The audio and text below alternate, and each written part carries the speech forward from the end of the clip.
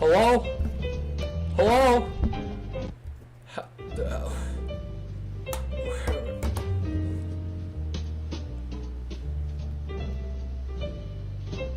Hello?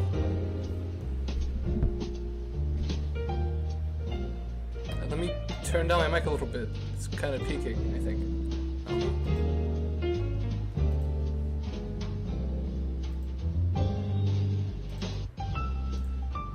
Oh. I don't want that to happen. Give me a second.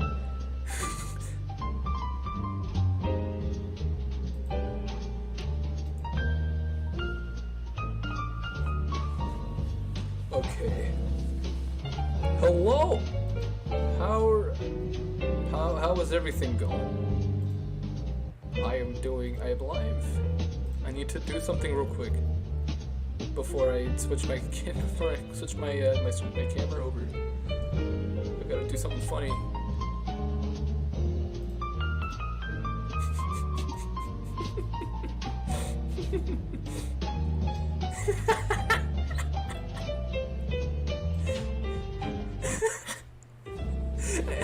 It's not funny. It's just not funny. Okay. Okay. Hello, everybody. Welcome to my stream. Welcome to the stream. This is a stream in which I am going to be watching some videos. Well, not one specific kind of video, and that is the ALEXKANSAS videos, like I did last time, because I've been waiting.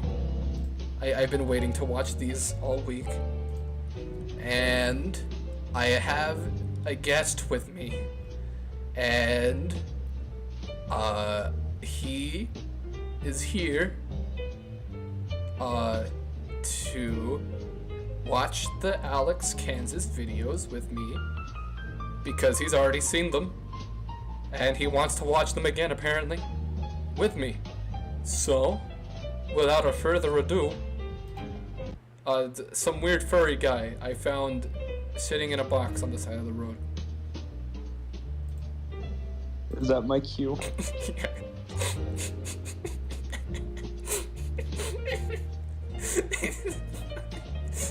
I see it on screen now. I see it on screen.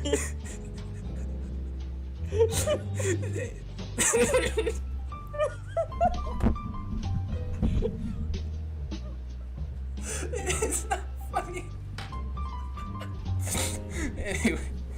It's just a static image, which is even better.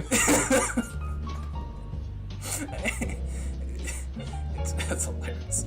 This is hilarious. This is definitely the height difference IRL. This is it's hilarious. I just need to make it bigger a little bit. There. Oh.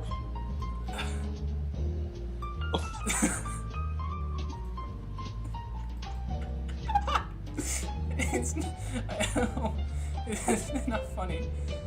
It's just not. Oh god, okay. We need we need to watch these videos now. Okay. So last time we left off, I think because it says the last one thing that I watched was the Washington wormhole thing. Yeah, that was the stream. Well, I watched with you.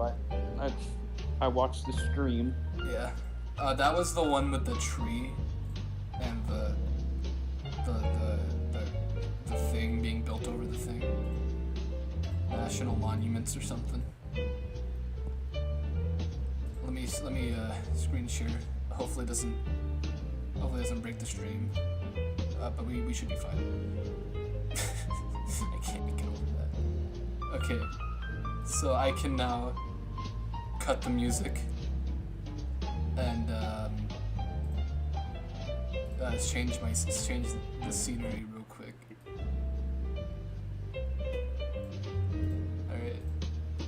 fear. Here we go. Where's the YouTube? YouTube window. There we go. If only on the face cam you could just add a PNG image of me. Oh yeah, I can. I can do that. I might need to do a display capture because the window capture is not coming up with YouTube. Oh, there it is. Just print an There we go, image of hanging it on your wall. I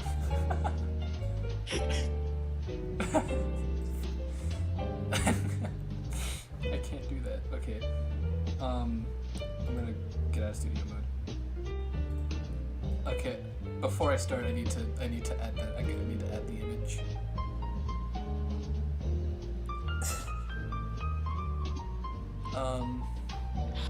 Here we go. I need to add your image so you're here with me for this experience.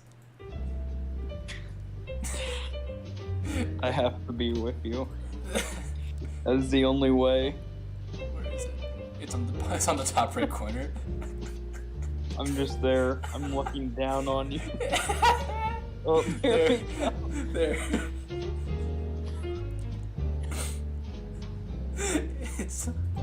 There we go. Okay. It's beautiful. Wait, what if I just no. What if I just put you over here on the other side, facing the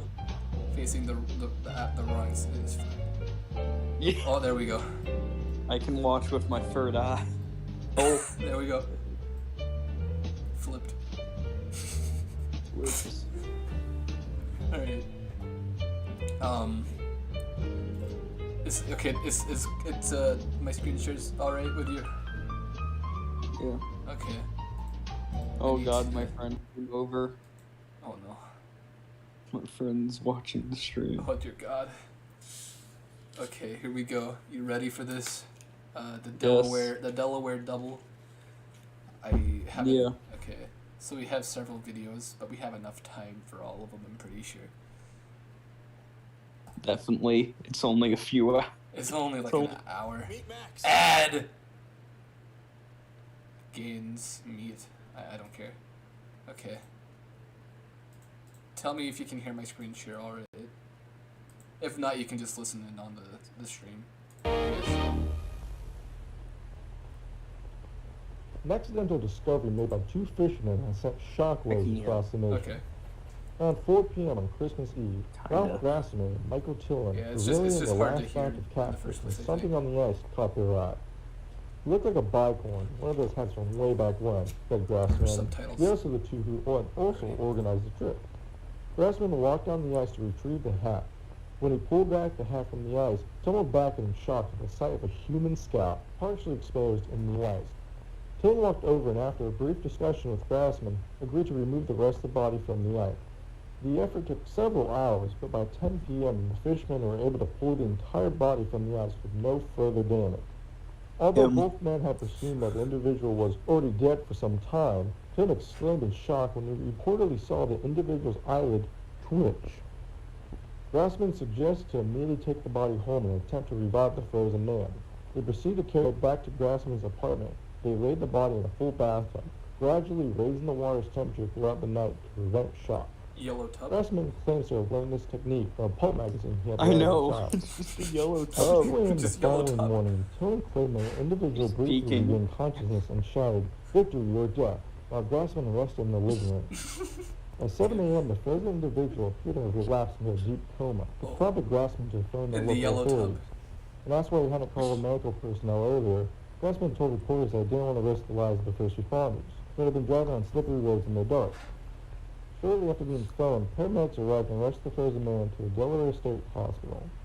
Throughout the experience, both fishermen thought the individual's face seemed vaguely familiar. It was only when Tillman pulled out a dollar bill that the connection was fully made. The Illuminati. When we first dug him out, we moved his clothes so that we could carry him more easily.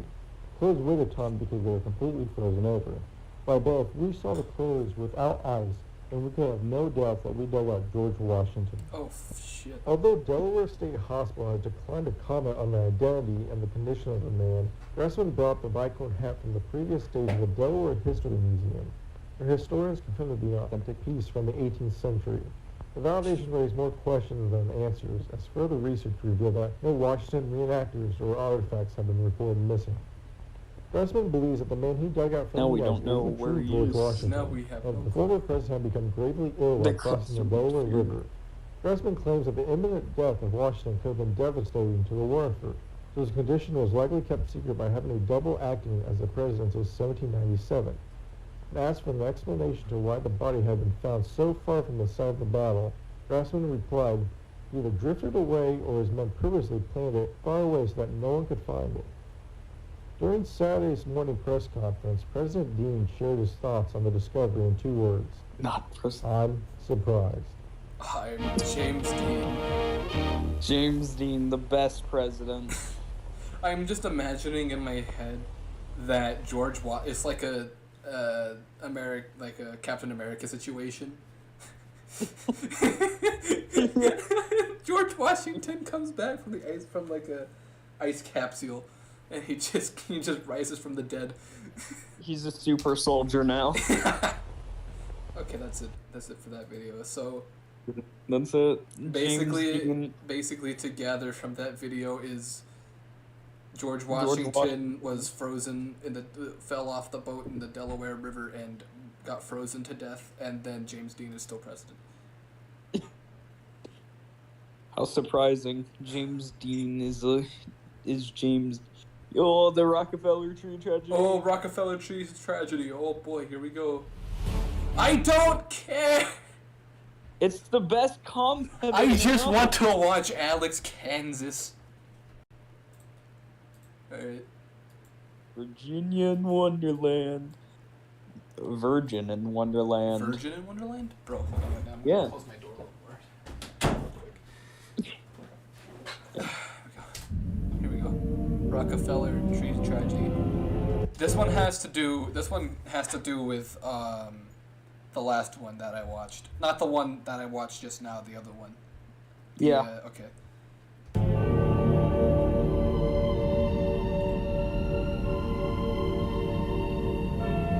Recollection of Tragedy by John D. Rockefeller, 1937. During the first winter of the center's construction, the workers set up a Christmas tree just outside the entrance. It was an uncanny sight to see a green fir stand in the mid. Did he lose connection? Oh no, my Discord crashed. Yeah, the Discord crashed. My Discord crashed. What the hell? Yeah, I don't know. ALEXKANSAS doesn't want me to watch his video. Nope. Well, he doesn't want me to watch the video. He feels like I'm gonna. He heard that I told you it was connected and he didn't like it. Uh-oh. Okay, here we go. Oh no, we shouldn't restart. We should go back to where it was. It was uncanny how green it was. It was uncanny. It's uncanny how easy it is. It's uncanny how easy it is. The workers set up a Christmas tree just outside the entrance. It was an uncanny sight to see a green fir stand in the middle of what appeared to be a no man's land. But this tree, humbly ordained with strings of cranberries, buttons, and tin cans, greatly affected me. It demonstrated that even in the darkest of times, the American people will light the beacons of hope. I thought it could be the start of a great and inspiring tradition, so I traveled north to Babylon in search of a Christmas tree for the following year.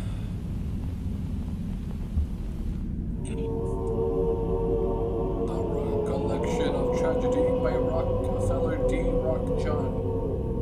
Virgin in Wonderland. Look, this is the real. This is the real source. This is what. 12 days and 12 nights. Yeah, look at that Rockefeller artistic looked representation. It's so real. It's so... How about this one, Mr. Rockefeller? No, it's much too short. How about this one, Mr. Rockefeller? No, it's much too tall. How It's a about tree, this it's one, supposed Mr. to be tall. Rockefeller? No, It's a tree. it's much too average. What does that mean? Mr. Rockefeller soon feared that he would leave empty-handed. It's much too Then, average. on the It's 12th much night, too just as he was packing up his stuff, Mr. Rockefeller heard the sweetest tune in the air. It sounded as though the very wind itself had fallen in love. He and his men followed the song and found themselves at the base of a very, very special tree. They found How the about Charlie this Brown one, Mr. tree. Rockefeller? They find the It's Charlie Brown perfect. tree, but For the taller. rest of the night, the It's the men grown-up swung their version of the axes at Charlie the Brown special tree. Chop, chop, chop. However, when the sun rose, the tree was still standing. Their axes had left no marks at all. Mr. Rockefeller You'd was think they'd surprised. realize that The early. next day, You would Mr. think. Rockefeller and his men laid 100 sticks of dynamite around the tree. 3, 2, 1, boom! They all died. Yet, the special tree continued to stand. Mr. Rockefeller was surprised. How does this girl So know Mr. everything that Rockefeller happened? decided to hire the She best is the team tree. of grave diggers to She take the is tree the out of the tree. ground. Virginia After a is the week of tree. digging, Virginia they is told the Mr. tree. Rockefeller the tree will be out in 3 years at this rate. Oh. Mr. Rockefeller was surprised, but he decided to let the grave diggers work. He would pick the next He knew 3 that best mass trees for mitosis the next would be 3 worth it. Christmases. Oh, of course. But by the Those trees 4th look year, like they're already the special performing tree mitosis. was ready to display. It took them 3 years to dig that up. It took them 3 years? Yeah, that's what it just said. Okay, so switching back and forth between stories. For the last 2 years, I have seldom mentioned the tragedy that occurred at the center. Many have taken offense at my silence, claiming it to be the result of a desensitization to workplace accidents. Indeed, I have seen enough accidents in 3 lifetimes, but nothing could have prepared me for what happened at the center. For some time now, my friends have blamed the center's original construction workers for the tragedy, since it was their very own Christmas tree that had started the whole tradition. But You're the gonna truth blame is the that their tree tradition on the brought joy tragedy. and wonder to the public. Tragedy to It was tradition. my tree, and my tree alone, that brought about the unprecedented loss. An unprecedented loss. I wonder why. We're going back to Virginia Wonderland. Here we go. It's by Virginia. On a cold December morning in Midtown It's by Marquis Manhattan, Cliff. It's by Rockefeller's Marquis men Cliff. slowly raised the special tree. Heave ho! Heave ho! Heave ho! By the afternoon, the special tree stood This tall guy's look and small. still. Is this thing It was Rockefeller unlike used any child other labor? tree, having no color, branches, or leaves. It The looks mayor like of it. New York, Mr. Gardia, thought that the tree was too bare and asked for branches to be added so that ornaments could be hung.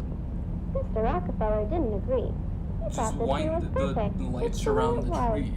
But Just since glue Mayor them on. Gardia had been one of his Yeah, best friends, I'm just Mr. gonna hint, Rockefeller especially told his because men of what to the glue some tree branches on. does soon, Virginia, makes it even more like watched as the men Charlie placed Brown branches on the tree. special Oh tree. no. I had saved my money for over 9 months to purchase a little star ornament because I wanted to be the very first person to decorate the Rockefeller Christmas tree. It laid in my pocket while I watched because I planned to hang my ornament as soon as the tree was standing. After the final branch had been added and all the men left, I quickly ran up to the tree. But to my astonishment, the lowest branch of the tree was over twice my height. I Whoa. jumped as Can't high even as I see could. a branch. But still, Where's the The branch? lowest branch was out of my reach. I think I your was math very is off. disappointed. I think I wanted to be you're the very first person really to decorate dumb. the tree, but now Your I had perception no is off. chance. Unless I called my friends. My At fingers. once, I began My counting my friends on my fingers. There was Helen, Charles, Elizabeth, Charles, the Alice, real one. Charles Joseph, be a real Elsie, one. Orville, Edith, Ella, and Philip.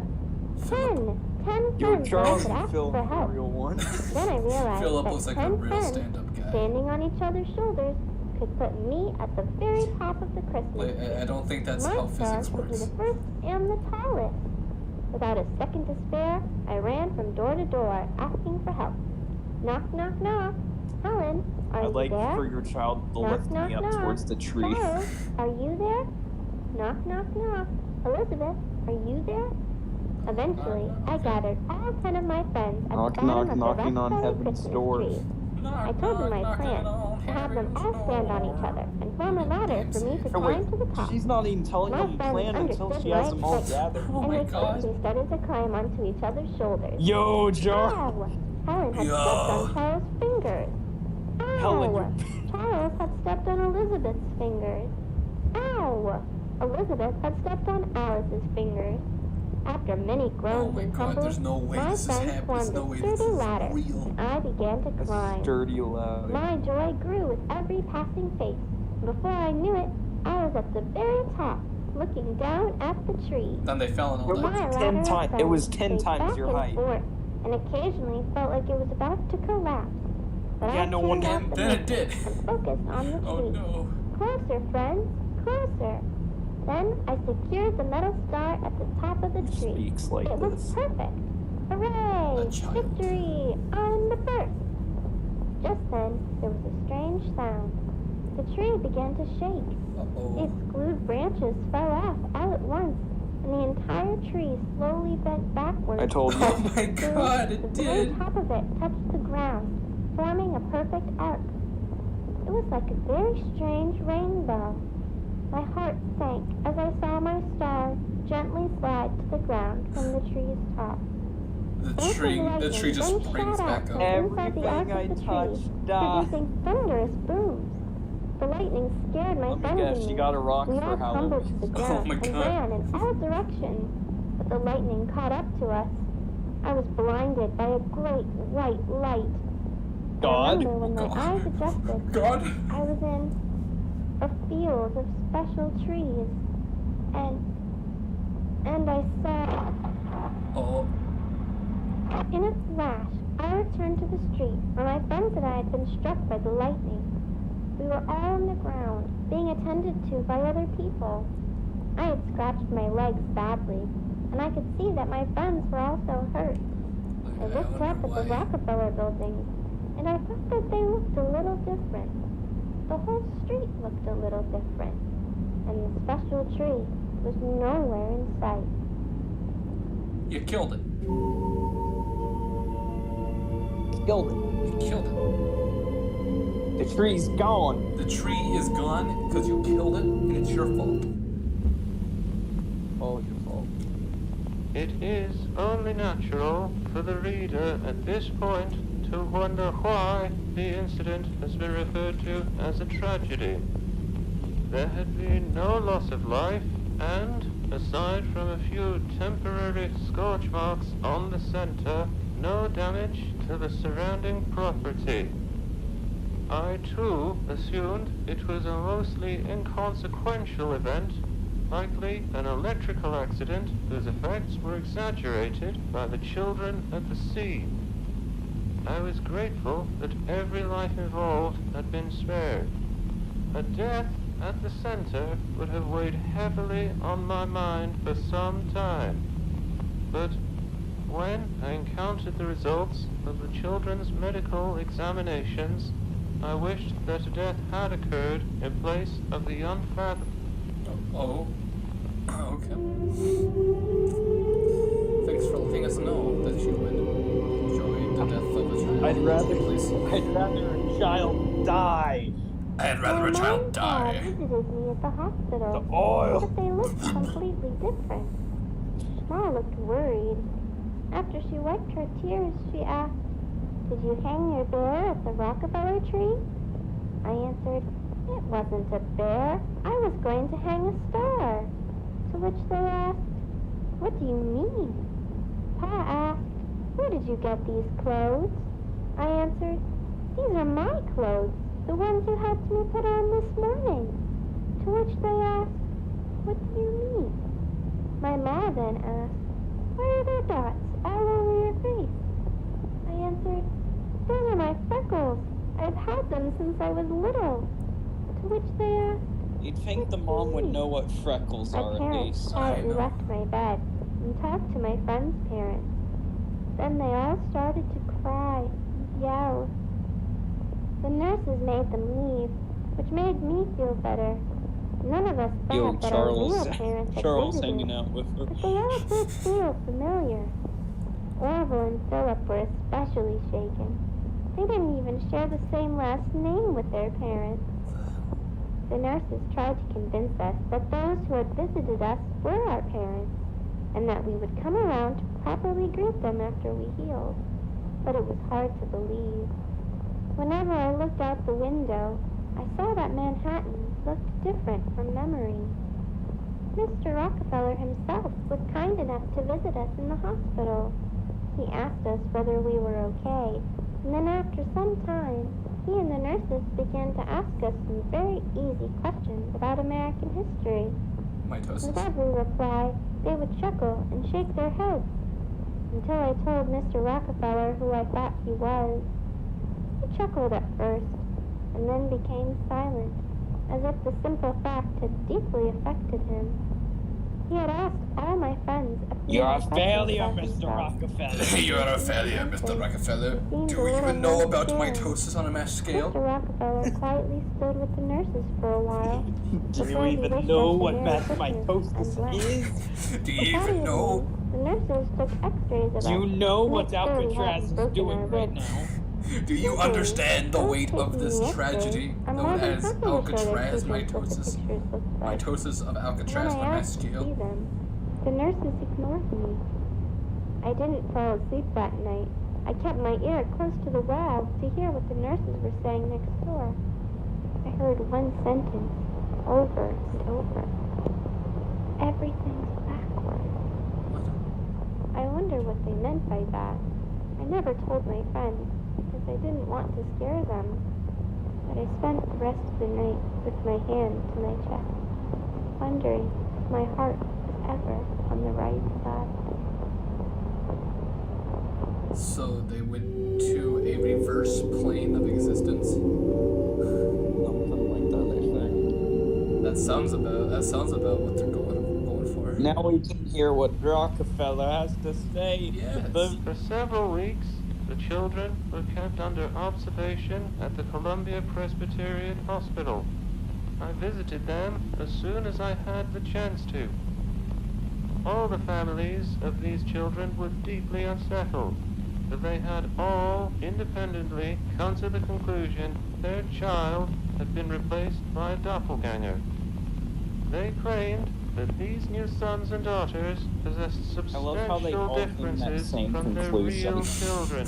Not that The majority of differences not involve anything like, altered oh, they physical must have attributes. brain damage or something, or just, you got the wrong kid. Yeah, I got the wrong kid. This ain't It's like, right. you might have gotten the wrong kid, or, oh, my child might have suffered from brain damage. No. Imposter! Imposter. This is not to my recognize child. familiar locations and characters, such as their parents and their homes. 2 boys even claimed to have names different to those that their mothers had given them at birth. Flips page. But of all the discrepancies, the most bizarre was their faulty recollections of notable persons and events. For instance, each of the affected children claimed that I had become the wealthiest man in America through an oil monopoly.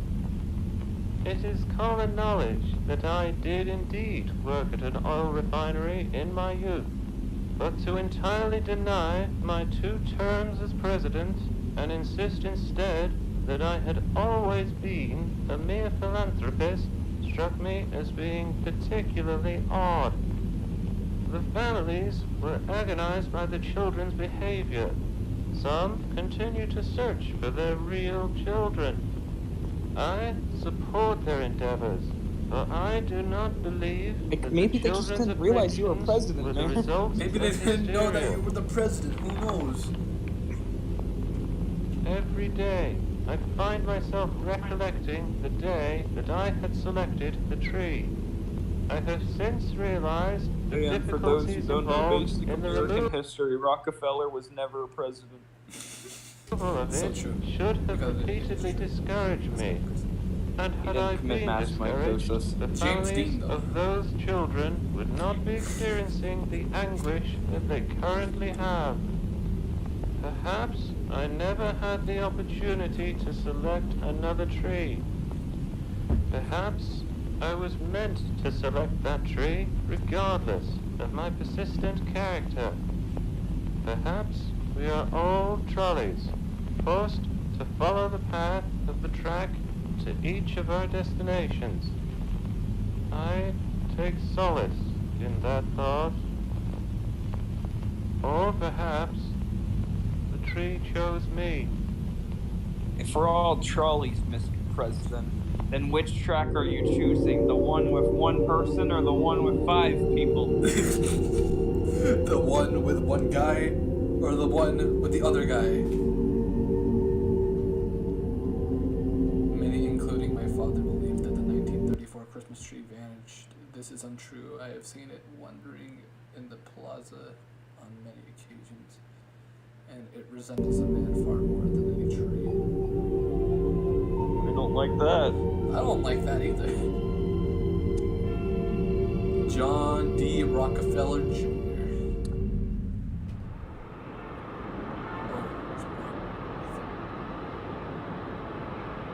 G.E. I wonder Yeah. what that means. Oh, is that shadowy figure the Rockefeller tree? Is that the Rockefeller tree? Question mark. Oh, or is that it on top? I don't know. Oh, Oh, laser beam. Con 4K. I More keep like- looking at my iPad to watch, only to realize that I'm watching the stream on it, so it's so. Okay. Okay. Okay, so now we did Rockefeller Tree Tragedy, and now Canyon Crown. Yeah.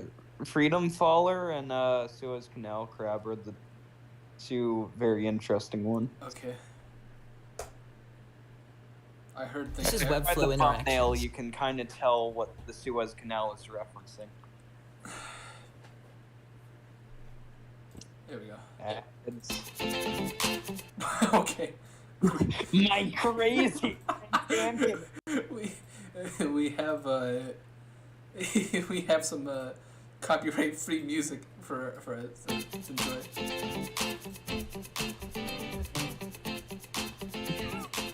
It's just banging, dude. Just banging. Look at that. Look at Look that, at- dude. Look at the canyon. Look at the canyon. I love it. Me and my brother deep into thought.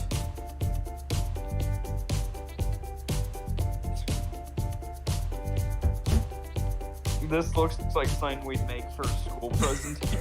He's gonna fly. Oh. Found him dead at the bottom of the cliff 2 hours later. Why is this so funny? For no reason. Then I saw something really weird. Mass mitosis. Oh no! It's another really crappy video taken on a potato camcorder.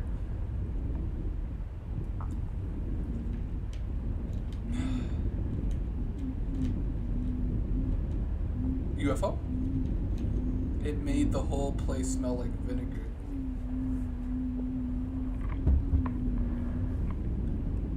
I hate vinegar. It's too spicy.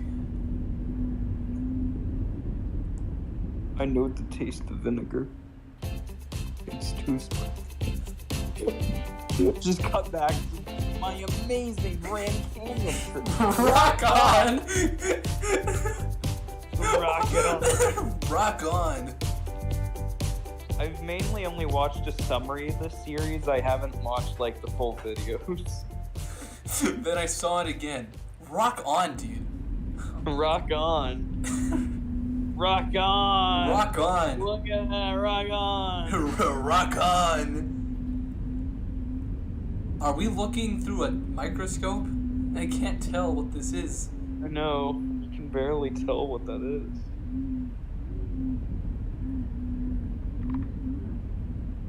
Oh. Oh.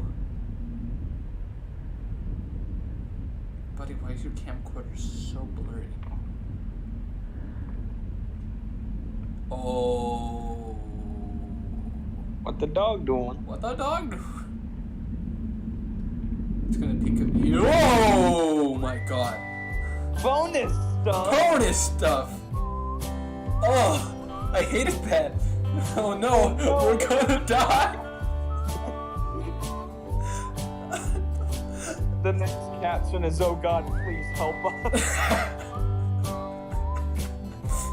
Mr. Squirrel. Mr. Squirrel. Yeah, Mr. Squirrel.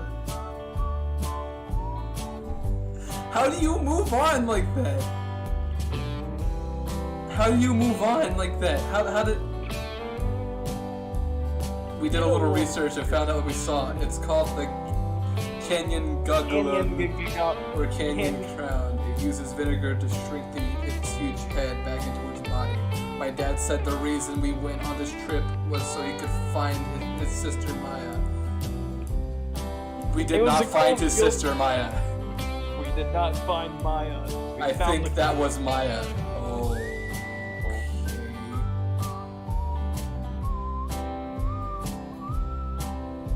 Okay. I'm not gonna spoil.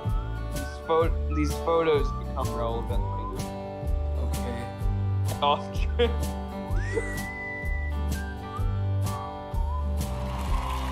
My crazy Grand Canyon adventure.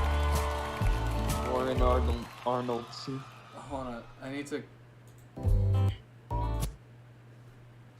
Are you going, Mr. Mr. Squirrel! Yeah!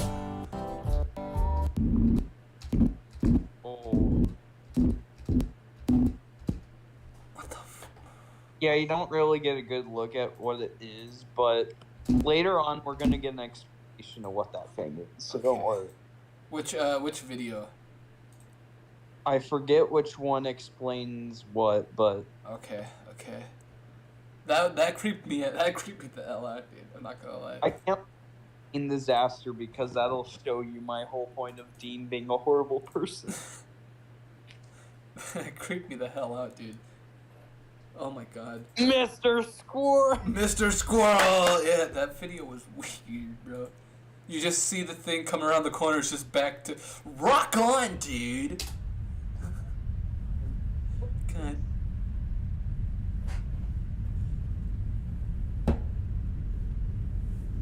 Washington, D.C., Thomas U. Walsh. Oh my god. There we go. And in the capital. Sorry, I missed that. With Yes, I series, must find an artist to bring the statue to life. with this series, that could be taken literally. Huh. Would you provide a design for the statue? Most certainly. Oh, Freedom 1, Freedom 2, Freedom 3. Freedom 3 will do, but change your cap. I will remove the cap and begin to cast. We'll stop Hello, the Mountain. cap immediately. 6 weeks later. Freedom is difficult to cast. Apologies for delays. Man, it's been 6 weeks. We can't expect you to do Freedom that well. Is Freedom on her way? It's been 9 weeks. It's been 9 weeks, buddy. This is a giant statue. Alright? It's a check. Inspector, Mr. Crawford passed away. Monarch will receive freedom. Expect arrival in a month. He finished it in 9 weeks. I mean, it's not even said if he had help or not. Daughter. Part 2. Daughter. Read by an Italian Text student. illustrations by Nina Crawford. I get everything. 5 aprile. Gli schizzi di bambino della libertà sono sto grandi. Lei ha sognato la mamma se fosse una regina. Ho chiesto a papino se potesse fare una statua che mi somigliasse. Ha detto sì. 10 aprile. Went to the studio today. I asked whether he started working on my statue yet, and he just kept smiling. I think he is Papa's very kind. Papino è molto gentile. 13 aprile. Papa looked I've up heard his. from Papa for a few days. This has happened before since he likes to work on his studio for a long time, but Mama's very worried today. I think he's probably dead. She left for his studio after she tucked me to bed. Returned home today. She went straight to her room. Oh boy, that's Inspector Zafino came by today. He asked us about Papa and then went to Mama's room. A few minutes later, more men showed up. Mama was crying. She kept yelling. Uh-oh. She has his eyes. She has his eyes. I was scared. I ran out of the... Oh, what the hell? I remember Papa telling Mama about the statue would put on a ship named I went to check docks and found her anchored nearby. Next to the ship were some boxes. Yeah, he's watching Mandela Catalog. I've already watched the Mandela Catalog. I don't plan on watching the Backrooms thing. I'm not very interested in that. Yeah, I'm not much into the Backrooms. I think it's cool, but I'm not interested in that. Parts of Freedom were in each of the boxes. I crawled into the box. That was empty. I hope to be sent to where Papa is. I feel his spirit around Freedom. Oh boy. I am very hungry. These boxes are tied with rope, so I cannot get out by myself. There is a loud noise in the room, like clay being dragged across the floor. I can hear the ropes being cut and something big coming out of the box. Is it Papa? There's more sounds, like wood being broken. Is it Papa? Is it Papa? Since the ropes broke, I quickly got out of the box and found some bread and fruit in the room next door. And I am wrong. It wasn't Papa, but it has his eyes. I'm scared of going into the box again. It made louder sounds yesterday while I gathered food. I think the men saw me. The box is the only place to hide. The hell? The ropes keep being broken by the thing with Papa's eyes. I'm scared that either it or the men will be bugs. I'm scared that either it or the men will open my box. I will not write as much because I'm afraid of making noise or write again when I am on land. The thing with Papa's eyes took me today. It held me as it ran through the jungle. Its sword cut hundreds of trees. I cannot see much in the dark, but I did see Papa's eyes staring down at me from those metal eyelids. We went down a hole into a deep cave after it let me down on the ground. It started a fire by hitting its arms against rocks.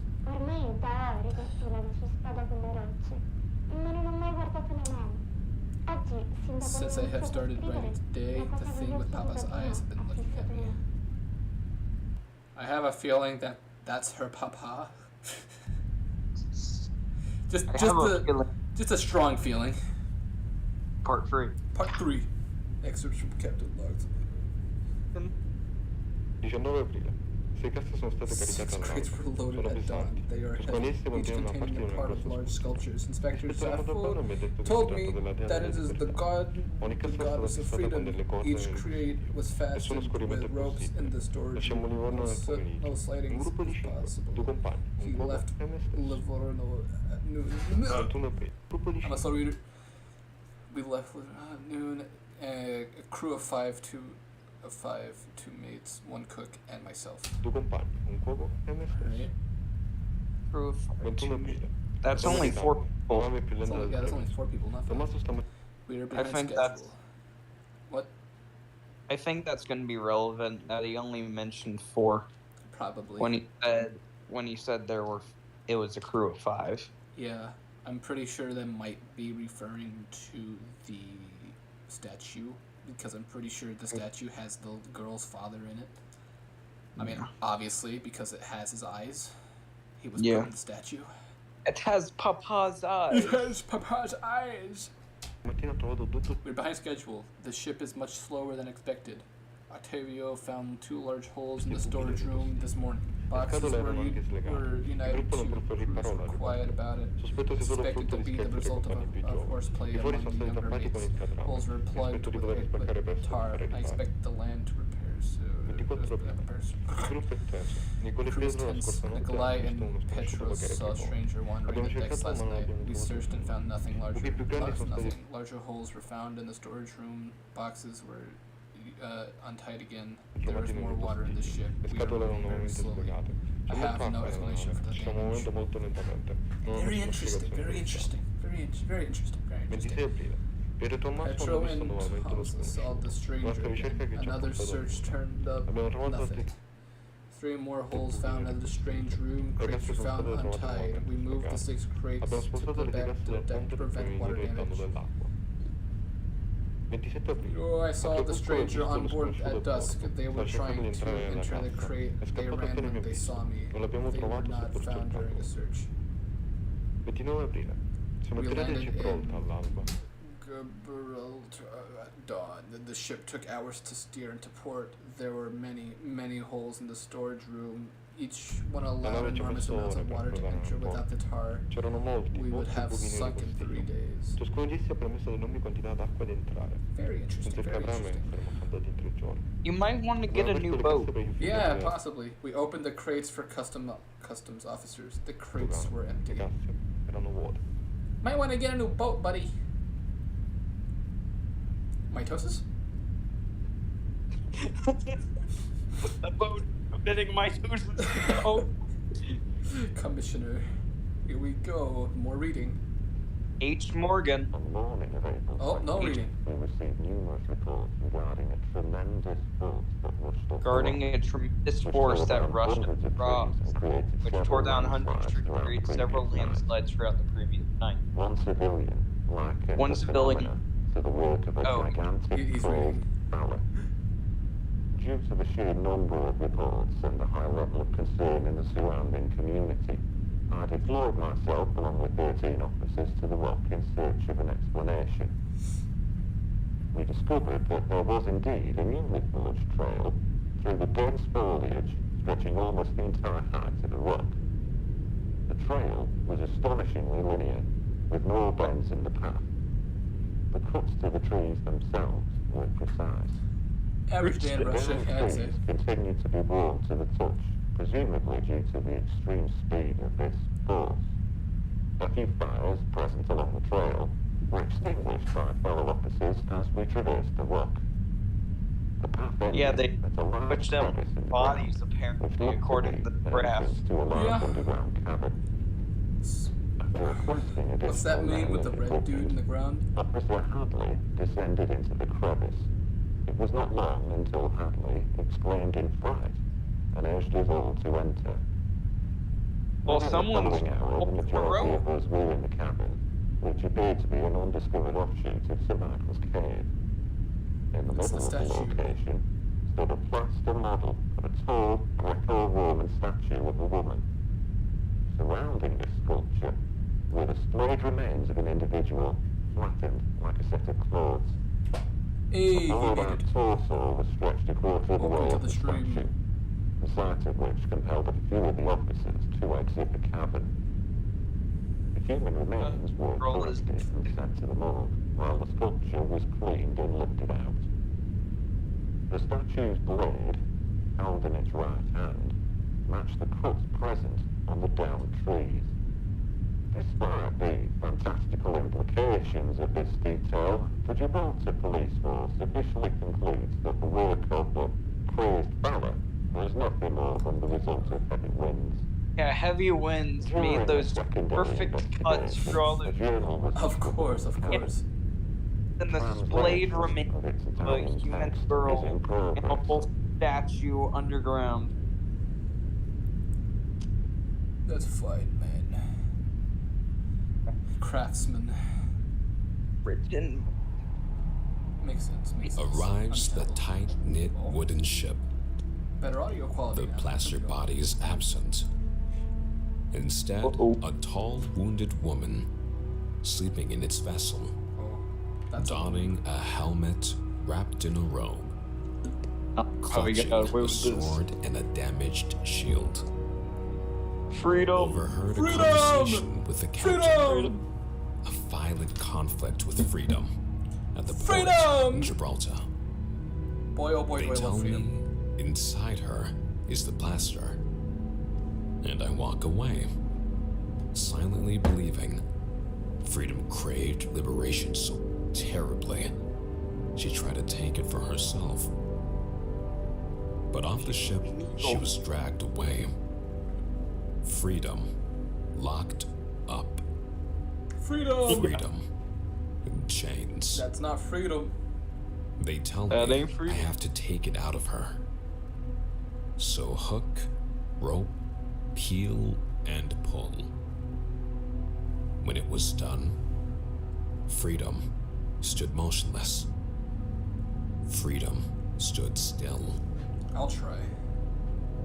I see the final bronze woman, and I feel as if, maybe even hope, she is only dormant now, and will awaken again. Okay, so I don't know if you realized it from, it didn't really say it too well, but pretty much what was happening was that woman in those images, freedom was kind of inside that woman. Freedom was that woman basically. Freedom weirdly skins people and takes their flesh and tries to make themselves human. Interesting. So they took that as like skin the statue. So the thing was using that girl's father's eyes. It's not like known. So wait. Father is. It's not really known. Interesting. So this thing just skins. Interesting. Yeah. Anti-Dean. Oh, here we go. Back with the Dean Association. Anti-Dean Association's Jersey as capital. Man. Funnily enough, the date is January. What? On the newspaper. Oh. 1907. Oh, damn. Millions look on in horror during the attack on democracy. The attack on mass mitosis. The attack on mass mitosis. But ADA gunfire. I love how that's what it's called.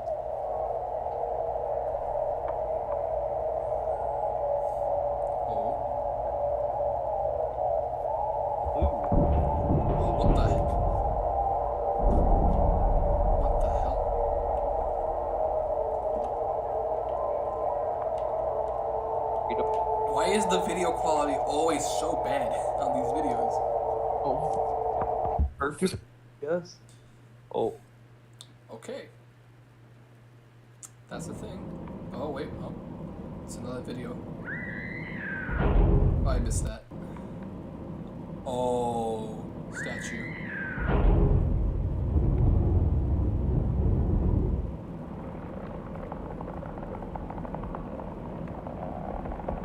It's committing mitosis. Oh, no. Not again. Not more mass mitosis. Oh, Jesus.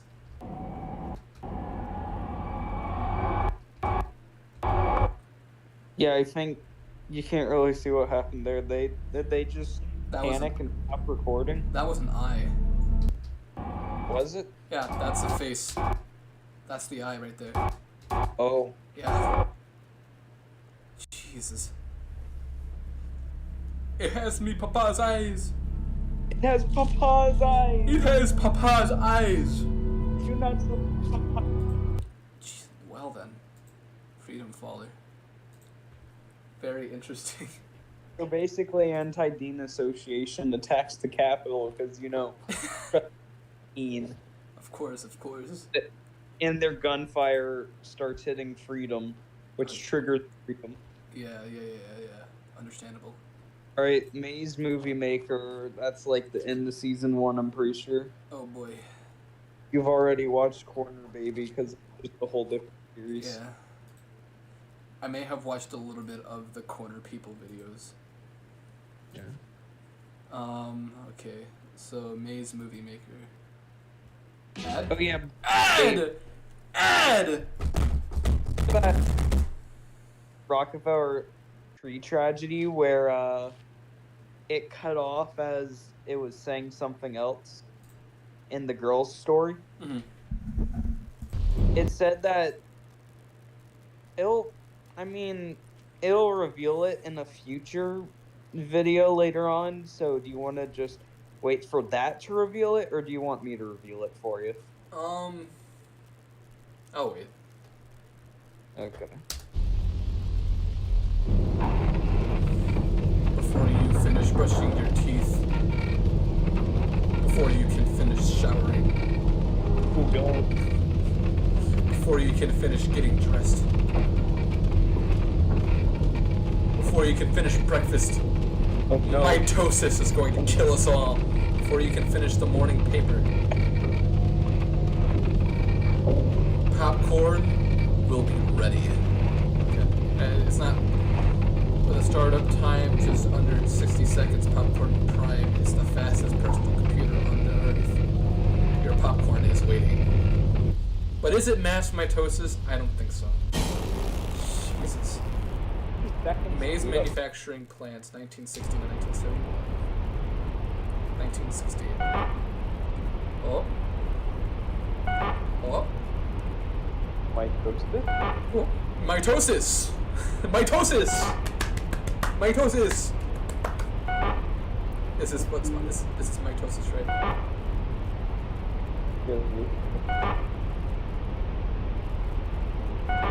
It's going in a very interesting pattern.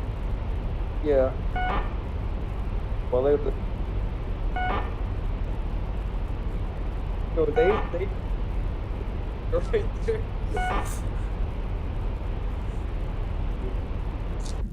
Dub.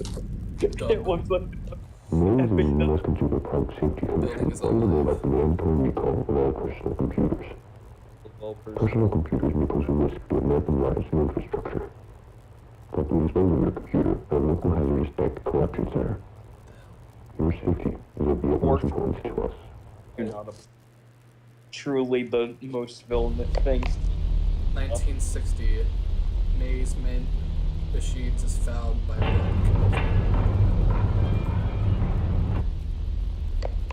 in 1969. President Dean establishes the Department of Technology, uniting all major American computer corporations and elicits the billions of dollars. Now this delegation pays in this ovation rises to its feet. It's James Dean! By 1970, Maze produces the first personal video camera and home computer.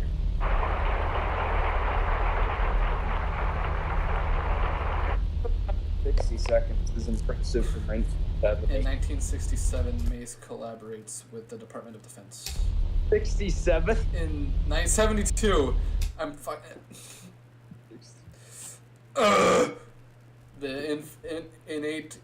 initiate the first system to control the true forces of mass destruction. Wait, what? Maze collaborates with the Department of Defense. This is truly villain. What? Mitosis? Is this mitosis or is this just a giant ass dragon? Maze is attacked. Is this mitosis or is this just a giant ass dragon? Oh my god. It's Godzilla. This is just Godzilla. The last American personal computer is shut down on national television. Yeah. Did you hear that guy in the back? What? No. Yay! Hold on.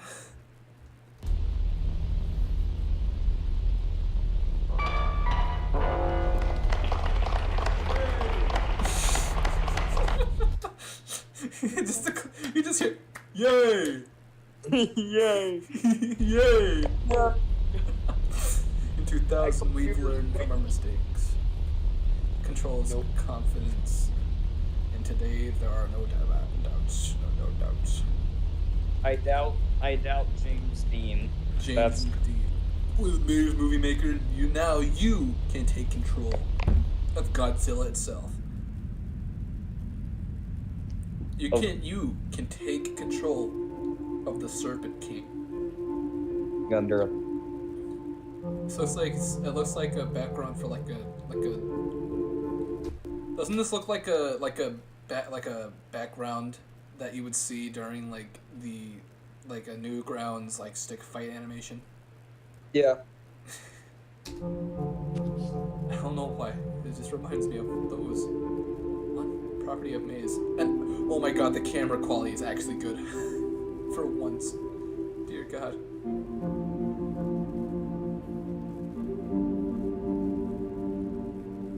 Freedom. That's fire exit. We can really still impressive. Oh, beware the monuments. They are the military-industrial complex grows. Oh wait. Oh, are these? Is this connected to the national monument, or what was that video? The attack. You mean the attack on the thing? You know the man himself. Which one is it? This Rushmore Revenge. I don't know. It might, because it. The dude seems to use this kind of spray paint a lot in different videos, so I don't know. Okay, mate, see you later. Military industrial complex grows. Feet. It looks like popping. The cave was very quiet and humid. That looks like meat. That looks like. The air felt charged too. It looks like meat. It looks like meat! There were no light fixtures or any pieces of equipment. You're just inside of a large creature's stomach right now. No animals, not even bugs. They find an eye. It felt so empty. Man. What happened here? I checked. Corner people. That's confidential. Audio. He's pulling his cock out. He's pulling his cock out! Oh, never mind, it's a hand. Oh, he died. He's dead. He took his cock out. He's dead. He's dying. Oh! Oh, no! Oh, God. What the hell? Oh. That was something. Do not visit these sites. They have not been fed and eaten. Filmed by Maya and Nathaniel Arnoldson. Okay, but did you see that? Did you see the this? No, look at the names of who it's by and try and think long and hard. Maya and Nathaniel Arnoldson. Think long and hard.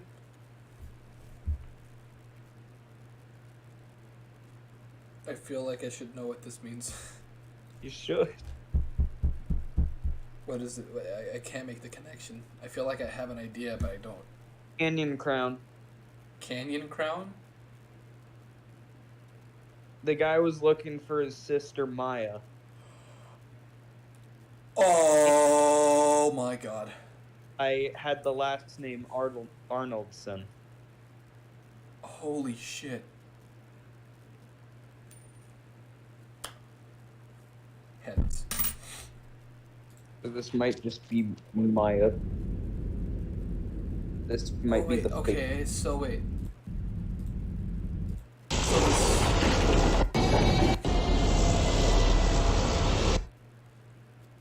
Okay, so this canyon.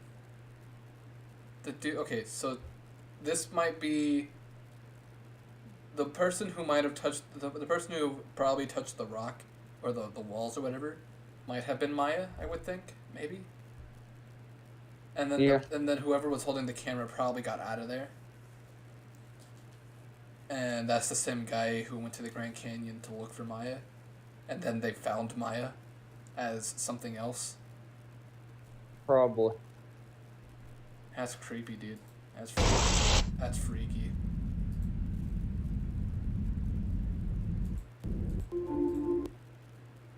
What does that have to do with computers and editing software?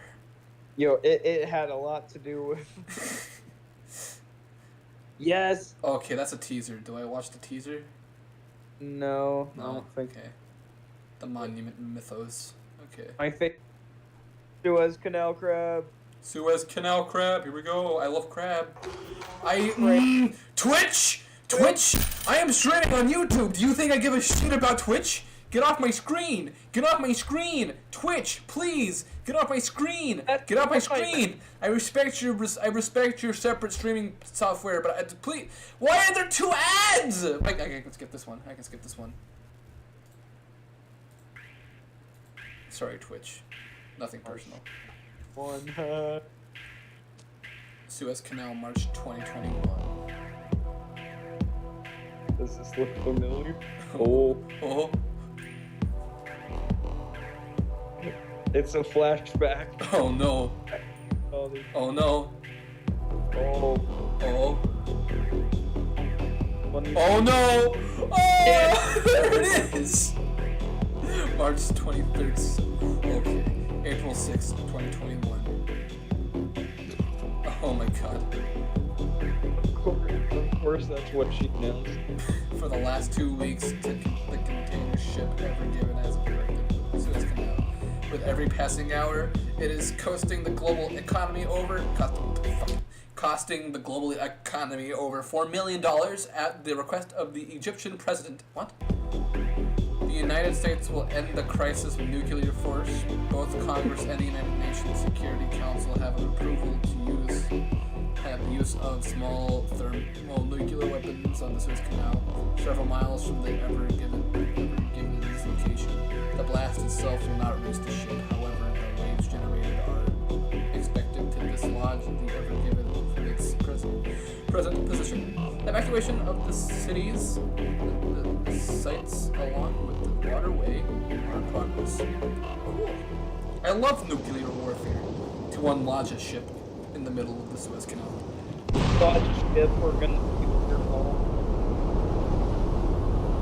The boat's gonna flip. The boat's gonna flip. It's gonna flip. It's gonna flip. It's gonna flip. It's gonna flip. It's gonna flip. It's gonna flip. And it's launched.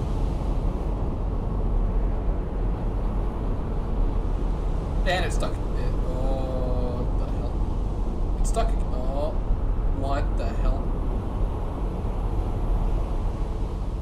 Wait, excuse me?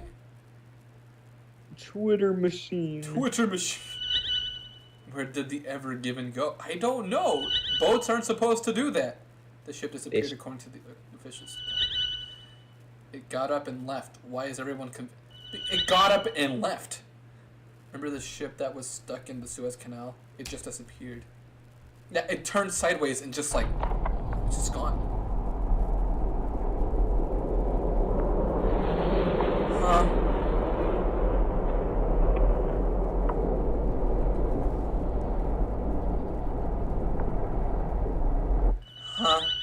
The American just released a monster. Nobody asked for a sequel to Attack the Crab Monsters 1957. The Americans destroyed the Suez Canal and released a demon. Great. So is the ship alive or is it something underneath it? It's a crab! April 11th, 2021. Giant enemy spider. This canal crab will not be destroyed. Calling it the Suez Canal crab. The crab. The crab cannot be eliminated without causing great damage to the Ever Given. In this day and age, the world is unprepared for a loss of cargo of such magnitude. Therefore, the Suez Canal crab will not be destroyed. At this time, no containers will be lifted from the ship, since low-flying aircraft cause the organism to ambulate unsteadily. In hopes of returning the Ever Given back to the sea, efforts are underway to carefully manipulate the crab's route through Egypt.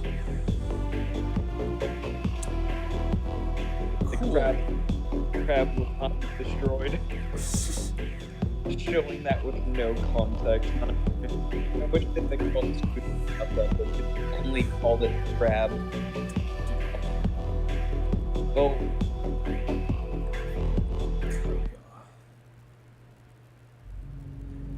Dr. Disturb Hello. presents. Okay, and then tell me what you think about the tower. It's your first visit here, so what do you think about the tower? I thought it was a really good tower. It was very interesting to go up it. Now we're talking about a tower? How busy Cairo is, so I really enjoyed it. My image is about really great to get kind of a sense of the scale What? of the city. It's kind of difficult. Cutting out what? I said my profile image is about as low quality as this video. When you're walking around down on the street. It's a breathtaking view, and it really gives you a terrific perspective of the whole city. And I loved it up there. I spent a couple of hours up on the top. The 2021 tower standards. Due to evacuations around the Suez Canal, millions traveled to Cairo in search of housing. In response to this migration, many building capacity limits for popular attractions were inflated. The Cairo Tower, one of the tallest buildings in Egypt, had its own recommended capacity limit increased from 700 persons to 1,000. Oh, shit. I want the crab. Mister, I wanted to see the On the evening of crab. April 16th, I want to see the 2021, crab, Mom. upwards man, I of wanna see the 1,200 crab. visitors toured the Cairo Tower Crab. at once. Although concerns of overcrowding had been raised by several staff members, the building manager dismissed their comments. Since the Suez Canal crab would be passing by later in the There evening, he is. There he is. I want to see the encouraged visitors crab. to enter the upper levels of the tower, as that would provide a better vantage point. At 8 And p.m., then we all the hop Suez onto Canal the crab crab. was observed to have turned toward the Cairo Tower and proceeded to approach. Despite an alert sent out by the Egyptian government for civilians to immediately vacate structures in the crab's path, most visitors ignored the warning and stayed on the upper levels of the Cairo Tower as it I came near. want to see the crab. I just want to see the 8:15 crab. There it p.m., is. The Suez Canal Yeah. crab was seen to have stumbled, and in an attempt to regain its balance, crashed into one side of the Cairo Tower, killing over 200 people. Aw, the clumsy little The guy. resulting The tremors that clumsy traversed the little building damaged its staircases and elevator systems He beyond accidentally repair. fell over. He The tripped. cascade of shipping tripped on his containers from the shoelace. Ever Given, knocked forward by the momentum of the initial stumble, lasted for over 2 minutes, as an estimated 800 containers broke from their locks and pushed forward an additional 1,000 containers. As all 1,800 containers tumbled down through the building, the structural integrity of the Cairo Tower rapidly diminished. Falling debris and containers are reported to have killed over 800 I visitors. can't believe in this At alternate 8:19 p.m., the Cairo Tower fully collapsed, dragging the immobilized Suez Canal crab into the ground. In total, only 39 of the 1,189 visitors of the Cairo Tower survived. 2 of the 15 staff members escaped to safety, including the building manager. None of the 6 security guards survived. Although paramedics and police officers had arrived shortly before the Cairo Tower's collapse, the visibly unstable tower prompted them to collect survivors on the ground and retreat to a safe distance. At 8:41 p.m., a hazardous waste collection team and soldiers of the Egyptian ground forces arrived to contain survivors within mobile quarantine chambers. Due to fears of a potential contagion contracted from the Suez Canal crab, all civilians in the vicinity were placed in quarantine under the authority of Egypt's military in collaboration with the Ministry of Health. Upon impact with the ground, the Suez Canal crab and the Ever Given separated. The large wounds caused by the separation discharged thousands of gallons of seawater and bodily fluids. the hazardous waste collection team and soldiers attempted to plug the gushing lesions. However, survivors report that their efforts were mostly futile due to the team's inability to stay standing. They're falling! With the number of accidental falls among the troops on the increasingly wet ground, the Egyptian army diverted its focus from closing wounds on the Suez Canal crab to evacuation efforts. By midnight, the civilian population The crab's 3-mile wounded. Why would radius you of do the that? fallen Cairo Tower He heard it. He got a He's boo-boo. hurt. He got a boo-boo. April 17th, 2021. On the morning of April 17th, Egyptian authorities publicly announced that the Suez Canal crab had fallen in Cairo and laid in a vegetative state. No! Although the Cairo The exclusion zone crab! was primarily intended The to prevent crab! any media coverage This is of the crab and this is surrounding really a destruction. tragedy. Several journalists crab. managed The to crab record is footage of the site practically through the dead. assistance of private helicopter pilots. By 8 a.m., clips of the crab were trending on Twitter. Members of the Anti-Device Association the crab. attributed the severity of the disaster to the development of intelligent devices, specifically Twitter machines. They reasoned that due to the popularity of Twitter in America, the Ever Given was overstocked with T-machines, which weighed the ship down and consequently caused the initial obstruction of the Suez Canal. On Twitter, the ADA released a vicious string of messages criticizing Twitter, Crab is not a and TMF. along with images of the Suez Canal crab, photos of scattered goods that had fallen out of the shipping containers became a popular topic of discussion. One image of a sports car resting on top of debris would be retweeted by the ADA with the caption, "The Cairo exclusion zone is a conspiracy to keep goods in Egypt. The American people have been robbed." The tweet was shared by over 10 million users. Taking notice, the Yes, you ADA missed a little followed bit up of with mitosis tweets stuff. suggesting that an Egyptian soldier had driven home the sports car in the image and that the goods needed to be rescued by their rightful owners. The ADA deemed April 19th as Finders Keepers Day and urged all Americans to travel to Egypt to I love obtain the goods Anti-Demon left by the Association. fallen Suez Canal crab. Overnight, an estimated 12,000 flights to Cairo were booked by American citizens. I love this crab. April 18th, here we go. Day Although a after. few trespassers had been apprehended in the Cairo exclusion zone, officials did not foresee any further disruptions at the site. Medical personnel attended to survivors in the quarantine chambers. Soldiers cleared rubble and attempted to control the Diseased spread crab. of Suez Canal crab's bodily diseased fluids. crab. By 5 a.m. on April 19th, approximately 20 million gallons had been contained through aerial drops of sawdust and an extensive effort to mop the premises. Although several officials discussed a We need plan a to lot lay of down mops. military-grade mats to enable the hazardous material collection team to walk up to the crab for closer analysis, it was ultimately decided that no further action would be taken until the following evening, as Say it was yes. believed that the So that's the midday guy sun from Far would Cry evaporate 5? most of the fluid. April 19th. At 12 p.m., over 12,000 Americans gathered in front of the gated entrance of the Cairo exclusion zone. 4,000 Egyptian police officers and soldiers stood behind the perimeter to guard the exclusion zone from trespassers. At 12:03 p.m., violence erupted when an American shot a police officer in the face. Oh. Consequently, tear gas was used on the raging mob. Tanks and heat rays arrived shortly afterwards to deter It any just feels like a trespassers. documentary at this point. However, by 12:10 p.m., the front entrance gates of the Cairo exclusion zone collapsed from the force of the charging crowd. Informed of the approaching Americans, medical personnel and survivors at the epicenter began to vacate the premises. By 12:43 p.m., the first Americans were seen by officials at the epicenter. Although the wet ground was expected to significantly slow their approach, several citizens had arrived earlier than anticipated since they had utilized car hubcaps to slide quickly across the ground. With no law enforcement at the scene, the American citizens began to collect fallen goods and pry open shipping containers. Popular goods included furniture, firearms, processed food, tea machines, Yeah. bars of gold, I would say so. automobiles, and designer That clothing. someone would tweet, As Americans hey, continued to go arrive rob at the epicenter, Hey, more yo, injuries just from rob the accidental giant falls were crab. observed. Concussions Rob and the broken crab. arms were the most Rob common the injuries crab. during the initial break-in. At 1 p.m., think several more than fights broke out 12,000 over a people Ford showed up. pickup truck that had rolled out from a container and crushed A the family. child! Oh my Three god. aggressors were shot by a man who had found a rifle.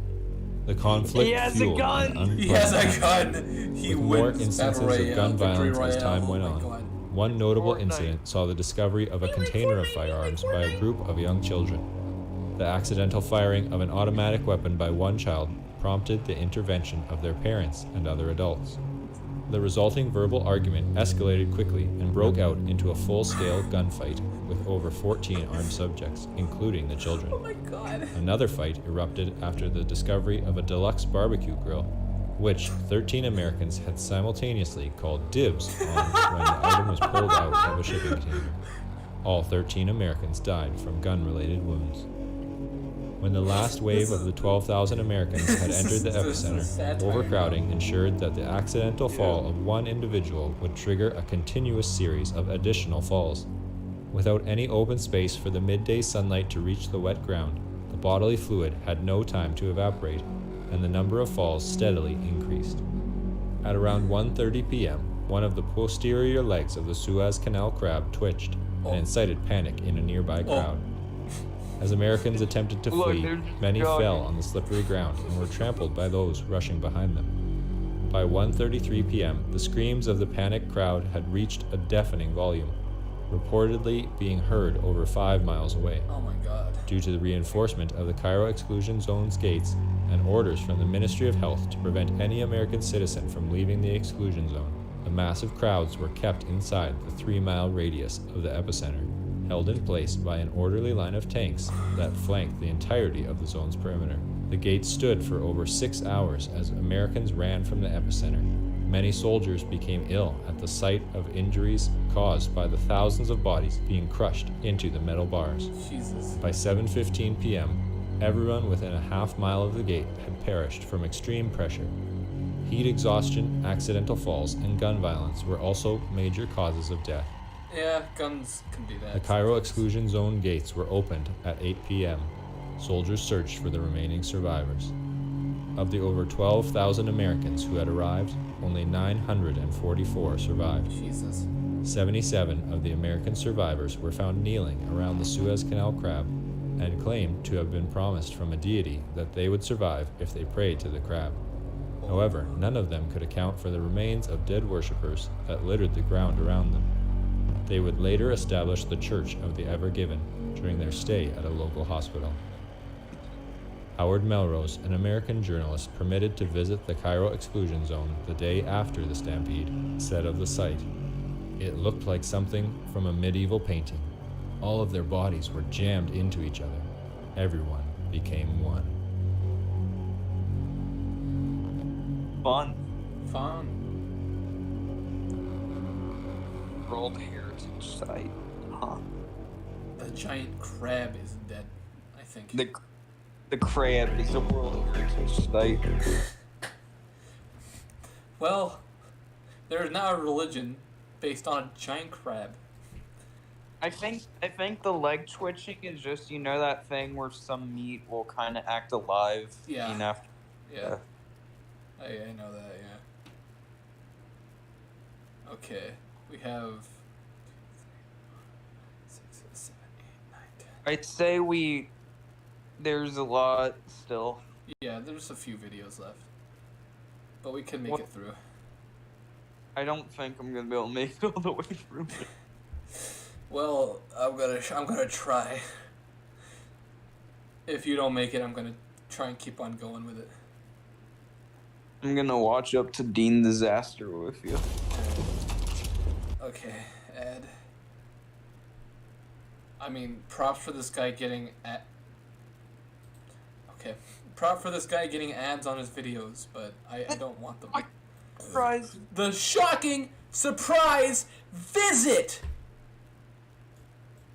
Whoa! It's so shocking! It had 2 exclamation marks on it. It had 2. It had 2. The shocking surprise visit! Are you ready?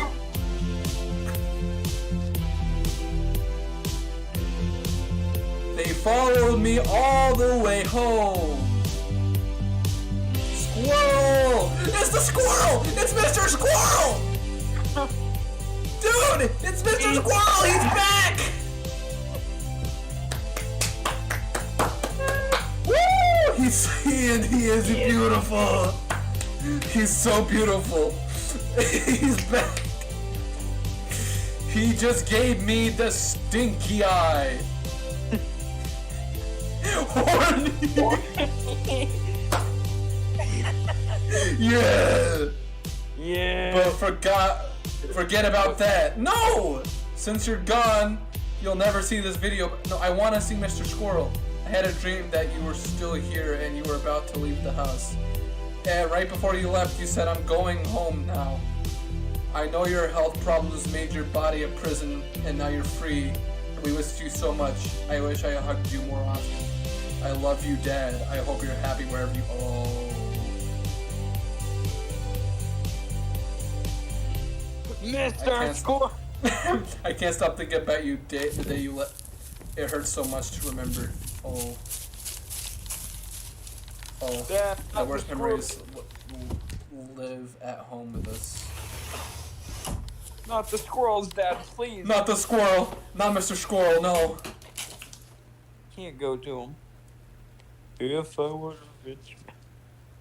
If I were a rich man. Oh my god. Oh. Oh my god, what is that? That is underlying health problems? I think so. What is that? Is that the dad's health problems? I think so. I don't like that. I love this dad. I love this game. If I were a rich man. If I were a rich man.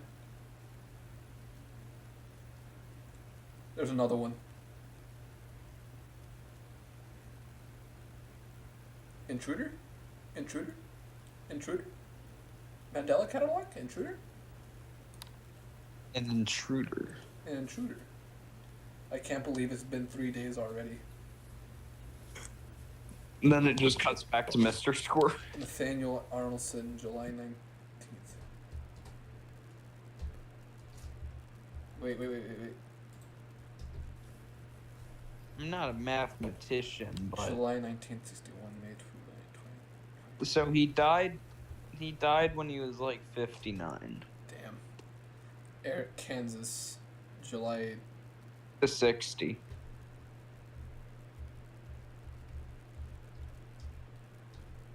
Huh. Huh?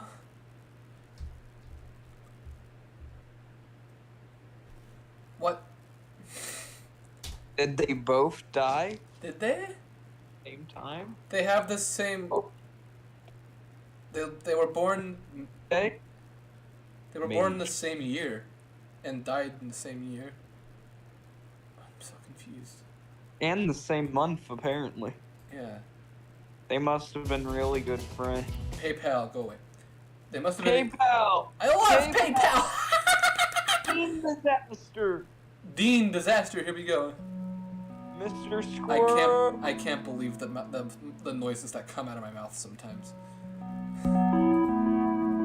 Dean Disaster, the story of Americans' worst TV hijacking. During a broadcast of ABC Evening News, anchor Frank Reynolds told viewers to be prepared for tomorrow and that they would witness the start of a glorious adventure. All right. Word spread quickly throughout the country, and civilians invited friends and family to their homes in anticipation of the next day.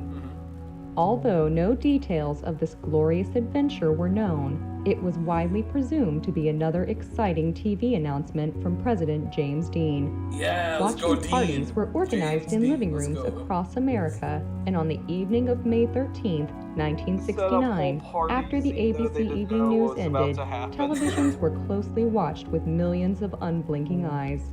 No one wanted to miss what President Dean had to say. Can't blink. No blinking. He found the hellscape. James Dean's America is hell. Okay. But you still don't believe us. You'll hear the truth. From James Dean himself. Oh boy.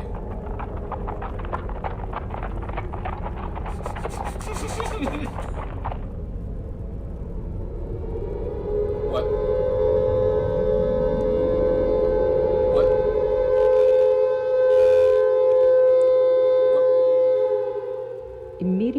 Following the broadcast, air raid sirens activated across all 50 states. The sirens blared at a far greater volume than usual and burst the eardrums of every civilian within a 4-mile radius. Jesus. The resulting panic triggered severe overcrowding at bomb shelters and deadly stampedes in the streets. Thousands were trampled and hospitals were overwhelmed within the hour. Fires broke out in all major cities, and cars left running in the streets produced lethal amounts of carbon monoxide, which flowed into poorly ventilated bomb shelters and suburban homes. In Washington, D.C., the White House was placed into lockdown immediately after the TV hijacking, and President Dean was rushed to a maximum security underground bunker. Able to hear the anguished screams of civilians in the streets above, Dean refused to stay in the shelter. When carbon monoxide alarms went off in the bunker, he urged his staff to exit the White House with him and shut off the vehicles left on the roadways.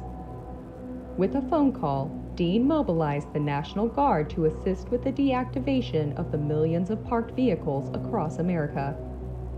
Several more phone calls to high-ranking military officials and world leaders revealed that no nuclear missiles had in fact been launched. President Dean soon realized that the air raid sirens had been hijacked by a domestic organization and immediately ordered all forces of the military to disable every active siren in the nation.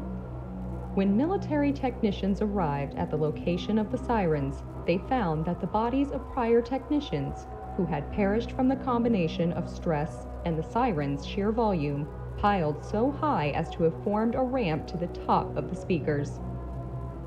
The overcrowding of streets by civilians and unaccompanied cars frequently blocked the path of emergency vehicles and prolonged the process of disarming the sirens.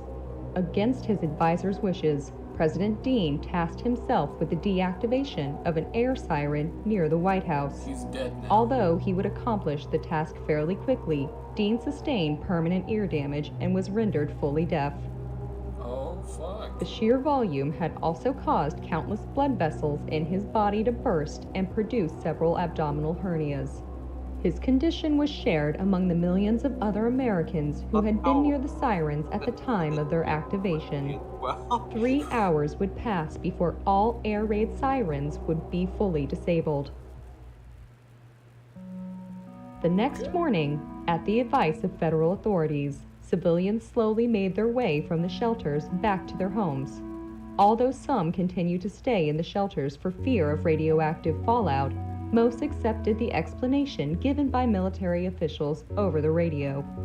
There is no nuclear holocaust. A domestic terrorist organization hijacked the sirens of America.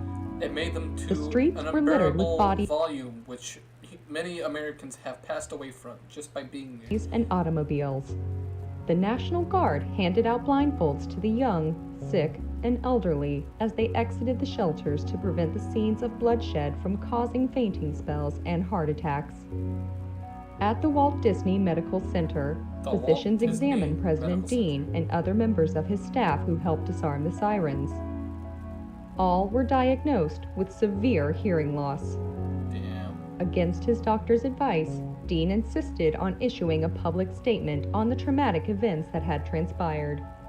Although he initially wanted to appear on live television, a glance at the mirror discouraged him, as he saw the countless bruises and tears present on his skin due to the intensity of the sirens. In coordination with technicians from the Department of Defense, President Dean instead organized a large-scale radio broadcast, utilizing the very air raid sirens they had disabled. Later that night, a bruised Frank Reynolds would announce on ABC Evening News that Dean would speak through the sirens and that captions would be displayed simultaneously on television for viewers who were hard of hearing. But the most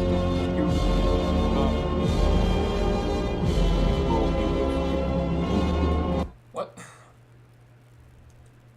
I need to turn you up a little bit. Huh? You're cutting out a lot. I'm going to turn you up just a tiny bit. It says he will be with you in just a moment. I was just reading what it said. Oh, I still need to turn you up.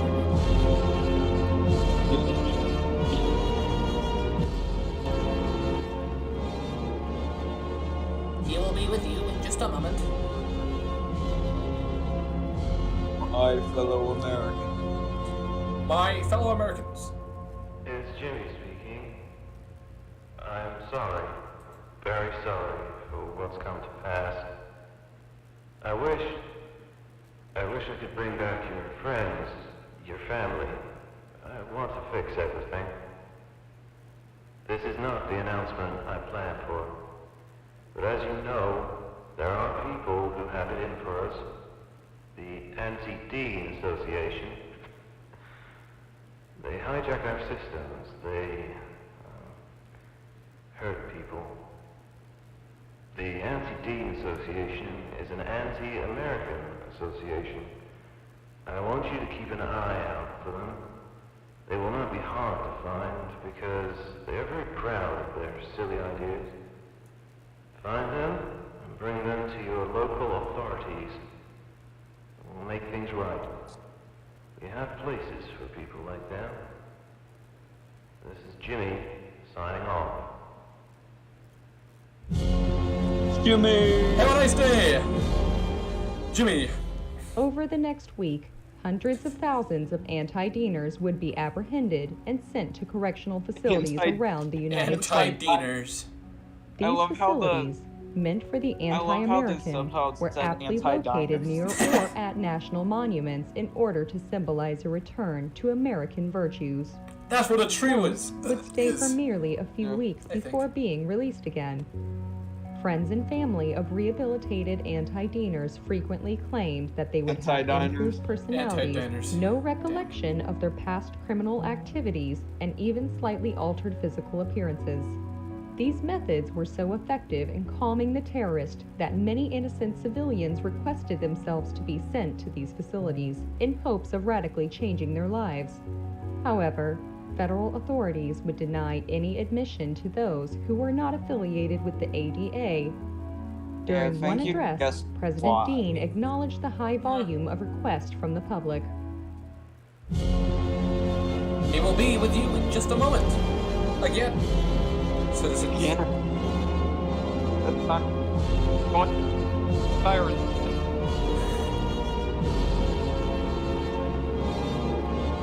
Oh, fuck.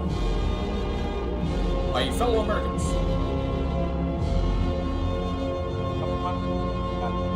You want to be killed. Hey, it's Jimmy again. A lot of you want to be sent to the same places we're sending those anti-Deaners to. I get it. Those who come out of these places, they look clean as a whistle.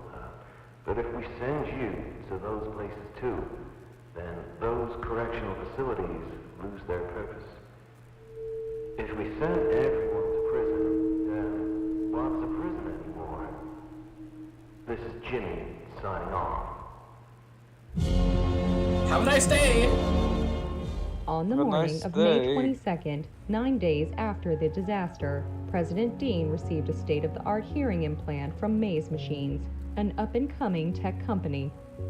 Around noon at the Walt Disney Medical Center, the device was surgically inserted into Dean. The sound quality of the implant and the speedy nature of the surgery inspired Dean to imagine a new government department, which would be able to oversee the mass production and distribution of quality hearing implants to the American public. That evening, President Dean requested an emergency session of Congress and proposed the ambitious project. I can't hear a damn thing. Did you hear me? I can't hear a damn thing. Neither can you, or you, or you, or you. It doesn't matter whether you were near the sirens or not. None of you are listening. We need to bring together those technology companies to build and send hearing devices that the public needs. Hearing devices that you yourself need. And through a collaboration with the Department of Health, you can't hear me, you're deaf. You can't hear me, you're just deaf. We can let a mother hear her child laugh again. And let a man hear his dog again. We can give everyone their hearing the dog again. doing? And who's stopping you? Listen to the public. You're all about deadlines, too. So here's one. By July 4th, I want every American to hear the fireworks. Due to a malfunction in his auditory implants, Dean was unable to hear himself and as a result spoke much louder on the Senate floor than on previous occasions. The volume of his speech, which greatly amplified his compassion for the American people, profoundly affected the senators, and in the early hours of May 23, 1969, after 10 hours of discussion, the Department of Technology was approved. It was the fastest an executive department had ever been established. By May 27th, all persons with hearing loss attributed to the anti-Dean disaster would be eligible for the surgical implantation of a hearing device free of charge. Mass operating rooms would be established throughout the U.S., able to house over 1,000 patients at once. The use of surgical androids was approved on June 6, which increased the number of surgeries performed per day over 250%. Once all victims had been treated, those with deafness unrelated to the disaster also became eligible for the surgery. Helen Keller. On July 4th, it was announced that there was no incidence of severe hearing loss in the country. The United States was the first nation in the world to eradicate deafness. The achievement had been expected for some time since its first mention during Dean's congressional address. In preparation, many health organizations, both domestic and international, had prepared to host banquets for Dean and grant awards to him and his staff. However, President Dean spent the entirety of Independence Day racing cars with close friend Richard Nixon at a local speedway. Though many would cite the recovery from the anti-Dean disaster as James Dean's finest hour, the president was never willing to accept responsibility. All we did was fix some ears. I hate the fact that I'm pretty sure him constantly racing is just a play on the fact that in real life he died from a car accident. Probably. That's probably it. So, why I'm saying Dean's a horrible person is there's a theory that, like, he did that whole disaster just to do the technological company thing and to eradicate deafness. Interesting. So, like, a whole... So, the theory is that the quote-unquote anti-Dean association thing was a ploy by Dean to do all that. Yeah. Well, at least for that attack, anti-Dean association exists. I mean, it's going to be a good image for you if, like, say this, quote, hateful organization does this, and, quote, and you play this hero and go out yourself, and then cure deafness and get this one bill passed that you want to get passed, then you've won. Yeah, that makes sense. Yeah. Okay. One hell of a way to secure another term, Dean. To secure the bag. Okay, I'm gonna go now. Okay. I will watch the rest of these then. Leave my image there in spirit, because I'll at least be watching with you still, just not speaking. Of course, yeah. Just in spirit. Just in spirit. Alright. Yeah. Okay. Here we go. We're going to continue watching these, I guess. The Gizaguardian, whatever. Another ad. That's very unfortunate. Alright, here we go. How many of these are there? I'll figure it out later. Okay, the Gizaguardian. The Gizaguardian. I'm stupid. Here we go. Weather permitting, weather permitting, we will carry a feed of the Starry Sphinx in Giza on July 4th. I am not good at grammar, if you haven't noticed already.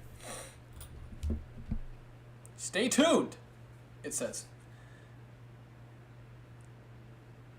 I will keep my tune in. Maze News. Okay. Starry Sphinx caught on camera. Oh my god. Dude, that's like real life, honestly. I remember going down the highway, or not the highway, but just down a road, right? And seeing like stars in the sky just like spread across, you know, the sky in like a particular fashion, and it was very very strange. And I thought, holy shit, aliens are real. Which they probably are, because UFO sightings and everything. And I also didn't have the audio on, so I guess we can...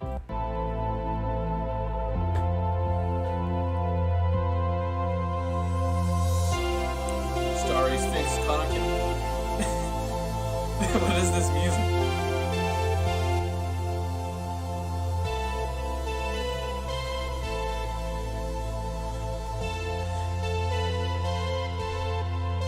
It looks like a horse now. Cat?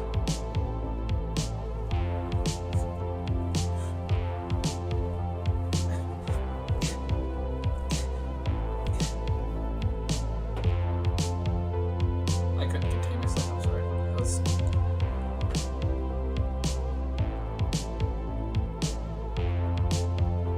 That's a big green dot to me.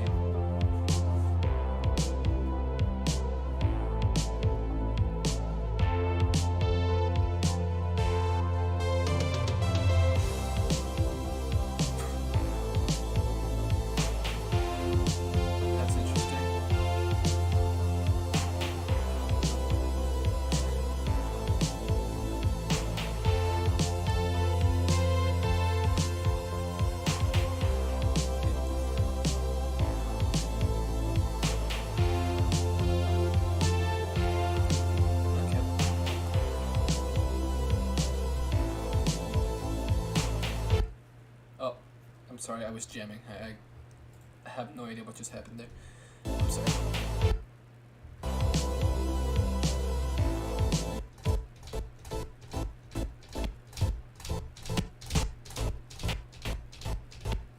Okay, it just explodes.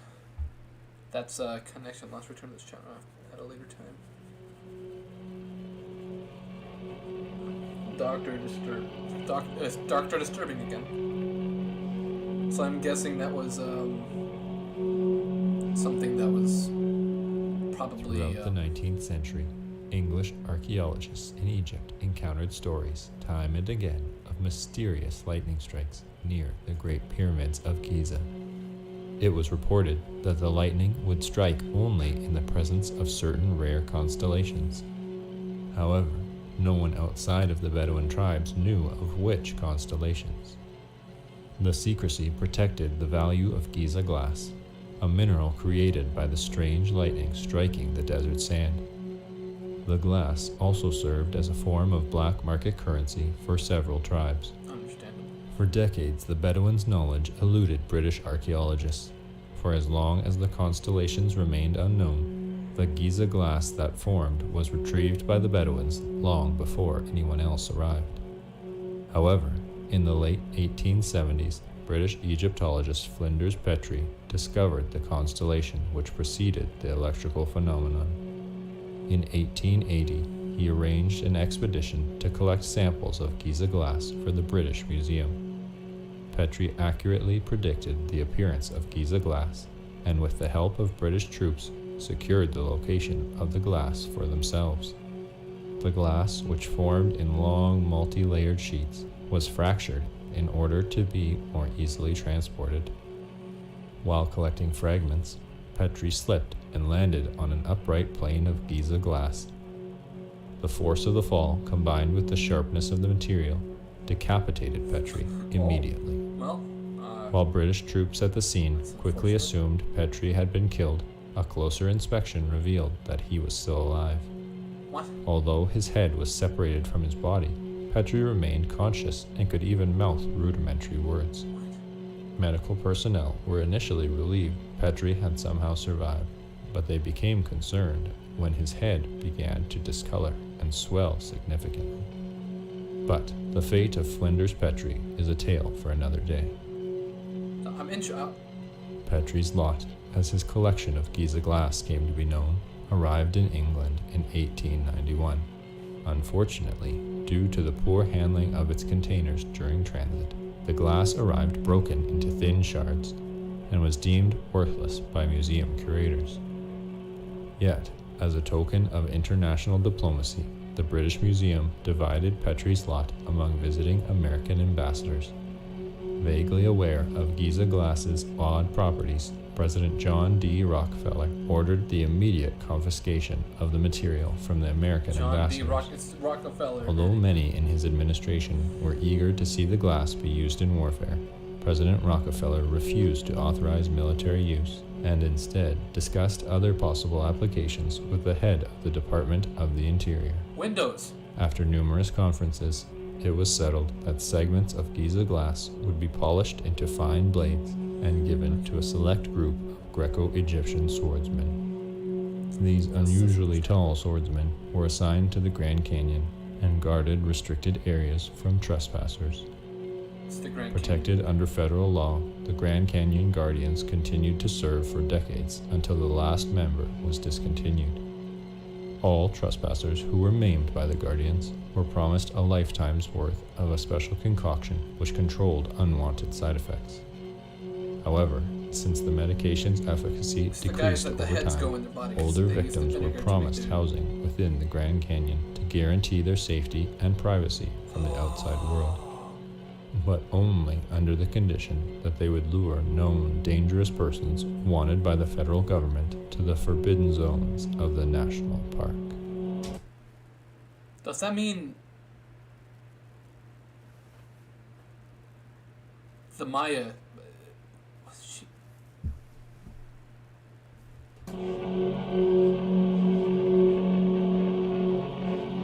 Yes, government claims that Project Giza Guardian was shut down in 1969. However, sightings of swordsmen in the Grand Canyon continue to this day.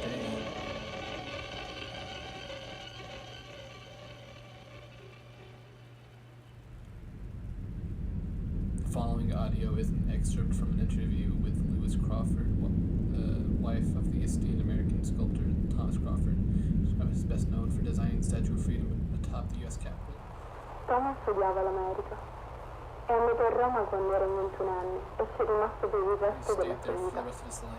Era divertito dal fatto che la proprietà degli schiavi americani slave-holding Americans wanted him to make a lo volesse statue per creare una statua chiamata Libertà. Oh, it's the freedom statue! Thomas non voleva At aiutarli, first, Thomas ma did poi not riceve want to help them, but then he realized that the statue la could be a statua symbol poteva for diventare un others. simbolo per altre persone. Dietro alla statua un He gave the berretto statue della a libertà, liberty cap, qualcosa che gli something schiavi that romani freed liberati Roman indossavano. slaves. Penso che sia una statua alta 6 metri, di una donna liberata circosta sulla cupola del Campidoglio, alcuni uomini sarebbero stati meno ignoranti. Puoi immaginare quanto deluso fosse quando il signor Davis a Washington gli disse di togliere il cappello dalla libertà. Ma Thomas vedette il suo progetto andare a buon fine. Andò persino in Egitto per trovare il materiale per la sua spada. È un vetro molto particolare, vetro di Giza. Una volta, mentre stava affinando il vetro nella sua si tagliò accidentalmente la punta di un dito. Nonostante fossi preoccupata quando me lo disse, lui non riusciva a smettere di ridere. Mi disse che il vetro era così tagliente che la punta del suo dito si appiccò senza dolore né sangue. Però poteva comunque sentirla. Quando Thomas si concentrava, poteva addirittura farla concentrarlo sul tavolo. Lo trovava divertente. Io no. Ricordo che una sera tornò a casa senza una mano. Pensava che poteva comunque muoverla all'officina. Era così giovane quando se ne andò. Aveva solo 43 anni. Mi sarebbe piaciuto passare più tempo assieme. Ci amavamo davvero tanto. Puoi immaginare la mia sorpresa quando guardai nel modello di gesto della bocca. Grazie a Dio che l'ispettore Bassino era nel torto. Mi fece pensare che c'era un serial killer in città, ma nessuno l'aveva ucciso. Thomas aveva tagliato il suo stesso corpo e si era inserito nella libertà. L'ho visto, ogni parte di lui. Sapevo cosa fosse I knew we successo, missed ma vedere i suoi occhi his sulla eyes through statua face was era too much. troppo per me. Lei sembrava viva. Giappino disse agli americani Oh! Oh my god. Okay.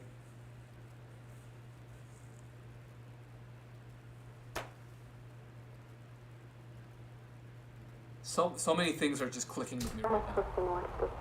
Credo che lui abbia trovato la verità I think da he allora. has found the truth. La polizia di Gibilterra pensava che sarei stata devastata dal pensiero che avessero trovato la pelle di Nina nella grotta. His daughter? That was the daughter? Sono sollevata. Sei ancora viva. Thomas deve averla messa nella statua con lui. Dentro la libertà. Thomas e Nina stanno proteggendo l'America. Insieme.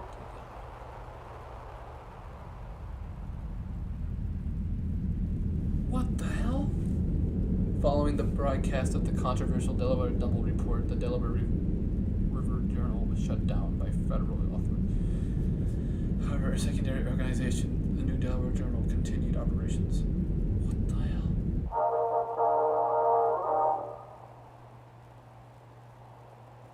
Freedom has a new home. Following the ADA storming of the Capitol on January 6th, numerous organizations expressed interest in purchasing the Statue of Freedom. The statue, which fell during the riot and caused over 150 casualties, was seen by reactionary politicians as a result of poor craftsmanship, and blamed her original installer, Philip Reed, for her collapse. Reed, an experienced architect and enslaved man at the time of Freedom's assembly, this has become the latest in a series of historical figures demonized by the ADA. Due to growing reluctance to reinstall the Statue of Freedom, the Department of the Interior has instead transferred Freedom to an undisclosed location in the Grand Canyon and rejected all other offers to purchase her. When asked why the statue had been sent to the Grand Canyon, President Dean replied, "The rocks won't shoot her down."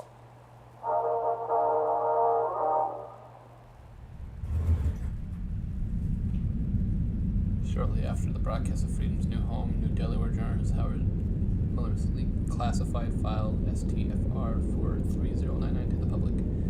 Melrose now lives in exile in Egypt.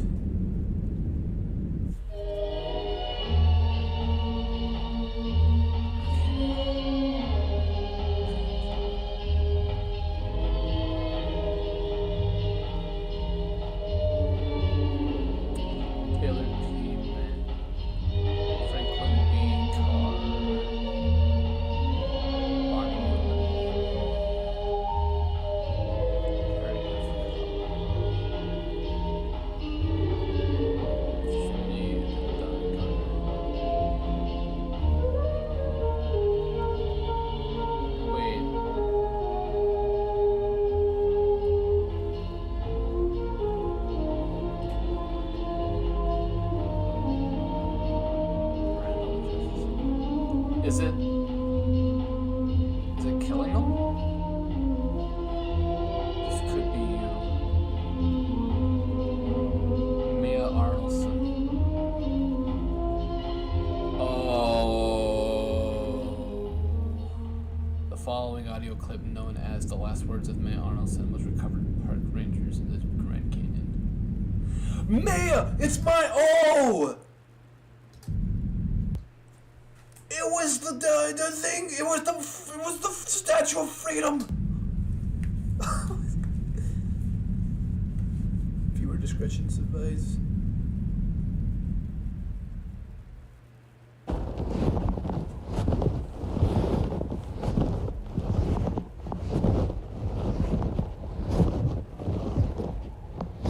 Maya walks on an orange trail.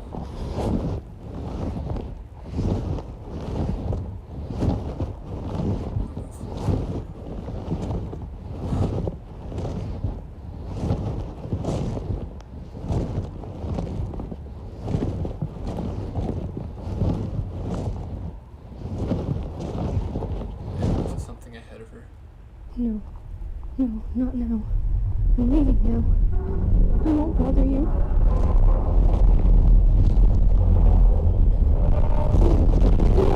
No! No! No!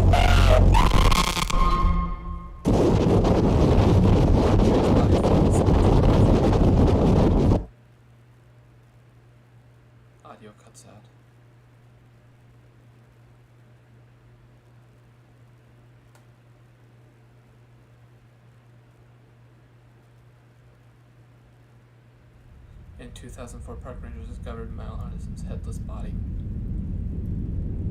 As of 2021, her head remains missing.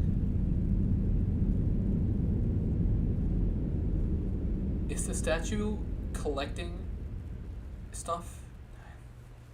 Or are they just killing them? Killing them because, quote unquote, killing them. He's taking the heads. He's taking the heads, but with that glass, it doesn't. No one dies. Is he? Now I'm thinking back to those old pictures with the headless people. The vinegar.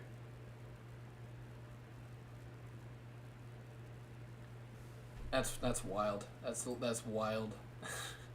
that's just wild, dude. Okay. And then now we're back to Rockefeller. Okay. Of course, this thing, whatever this is. I guess we keep Rockefeller Revelation. My dad unexpectedly passed away 3 months ago. I will try my best to continue his work. So this must be Rockefeller Jr. Dr. Disturbing it once again. The Rockefeller tapes.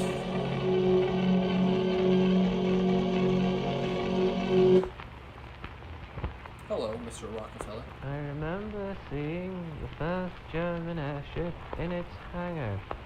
I was astounded by its immensity until I saw my own name printed on its side. At that moment, an entirely new feeling unveiled within me. It was an emotion which frequented me in childhood, a blend of revulsion and satisfaction that had followed the execution of a cruel jest on a friend or a stranger. A pin in one's foot, a tumble down a stairwell. What would others think? I thought to myself at the sight of a foreign airship bearing the name of the American president, dropping explosives upon cities of unarmed civilians. I wish to say that revulsion was my sole reaction to this invention, yet I cannot deny that I was proud of this magnificent vehicle. It was perhaps the greatest war machine ever developed by mankind, made possible by yours truly. By nightfall, shame outweighed pride, and I requested the immediate removal of my name from the airship and all its future successors. Although the Germans complied, they continued to refer to their airships as Rockefellers. I knew that removing my name would not obscure the facts for very long. It was inevitable that the American public would one day become aware of my secret dealings in Germany. Interesting. But I'm still trying to recover from the last video, dude. So much happened. So much happened in that last video, man.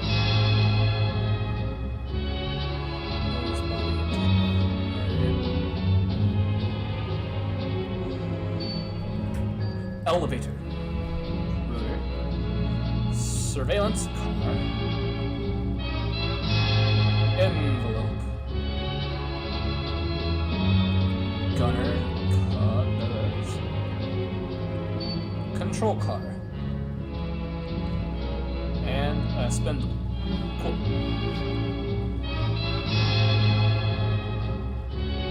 Interior.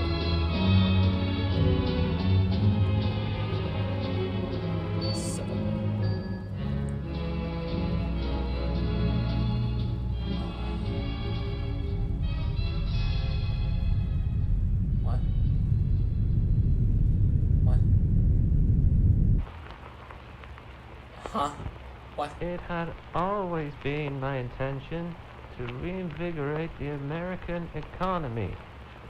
Once I had been debriefed of the situation in the Grand Canyon, the overpopulation of crowns, I realized that I was also hearing the beginnings of a solution to the impending economic collapse. That solution being slavery. I can imagine your reluctance to read on, and I entirely understand.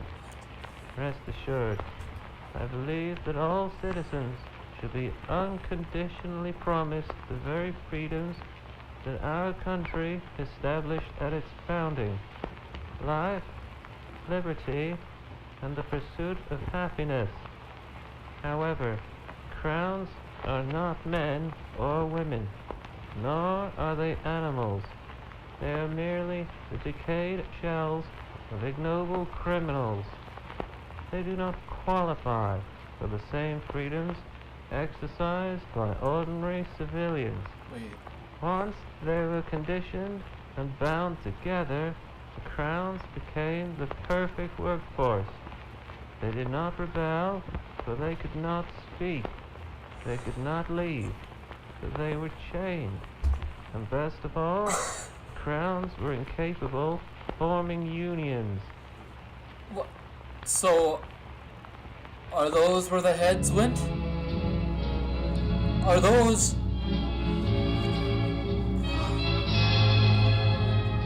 I'm guessing that's what the heads are used for. For these... Start rehearsing. What is happening in the series? Starting switch. Plug and cable to box. Lamp. Lamp holder. Front elevation.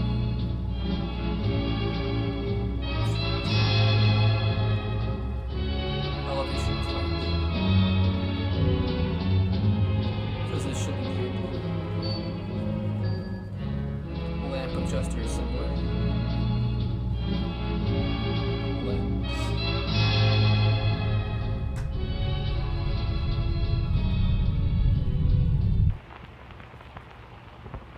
Germany was the first nation to inquire about the crowns and their potential applications in warfare. I never mentioned the vast quantities of geyser glass we owned, since I knew that it could provide them with many more crowns at low cost. Instead, after signing several agreements and receiving a tremendous German sum, I provided them with over 100 crowns, along with my best advisors and the brightest engineers. Our time with the Germans gave rise to the greatest military vehicles in history, the Rockefellers. Germany's growing demand for men and crowns to construct more Rockefellers revitalized the American economy. Very few nations offered to hire as many of our men and women, and none would have paid as graciously as Germans did. It was, by all accounts, the greatest and most sustainable partnership of recent times. I could not have foreseen the destruction those airships would eventually inflict to the very nation that provided them. I thought that their creation would unite Germany and America. I could not have predicted that by 1918, Rockefeller bombing raids would have killed thousands of American and European soldiers. My terms were over before I could take action against the Germans. It was the administration after my own which was tasked with the seemingly impossible mission of destroying the Rockefellers while preserving the reputation of the former president. Although they knew of my dealings in Germany and had every opportunity to expose me, they chose not to, for in their eyes, no good could come of it. However, I knew it was only a matter of time before I would become the laughingstock of my country. As the war drew to a close, I often found myself in a daze, envisioning my assassination on the streets of New York, or, more likely, on the steps of my very own center. However, it would be years before my visions would acquire any plausibility. President Hughes did a fine job of eliminating every Rockefeller while concealing my involvement.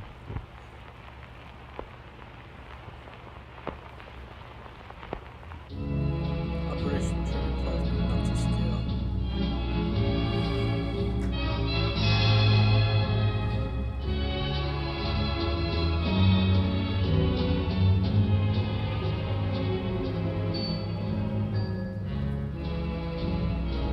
I'm so confused.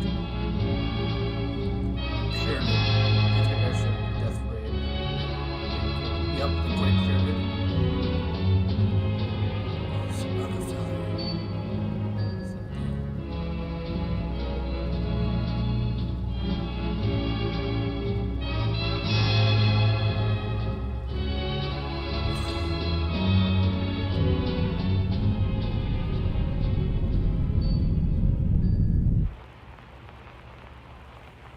It is a miracle that only now the news of my involvement in the Great War has become widely known.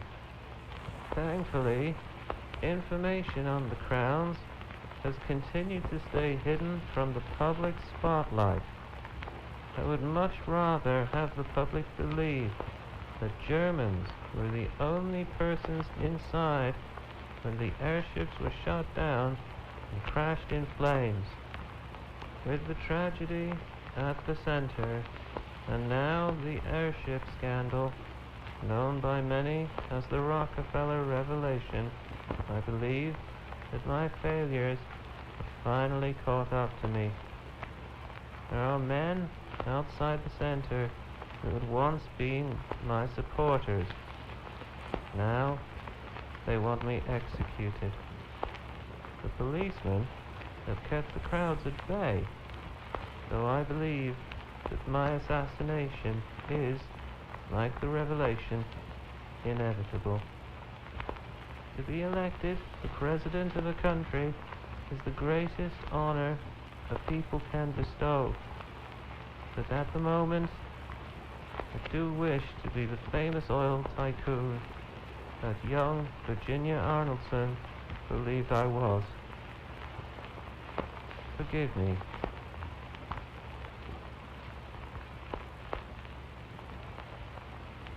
Okay. So this is in the reverse world.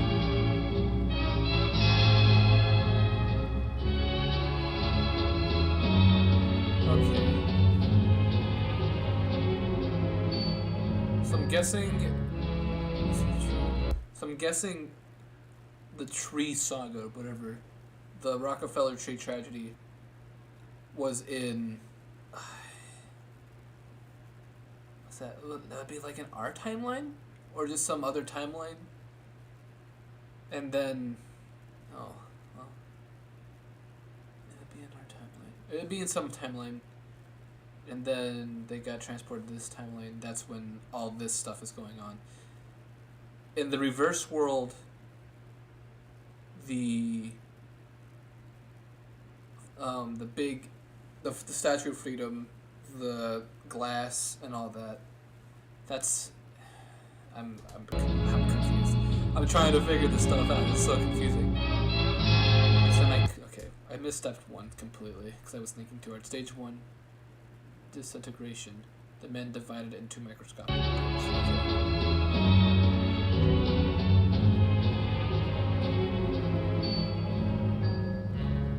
Stage 2, ambulation. The semi-conscious and unstable remains of the men traversed the desert in an attempt to better understand their condition.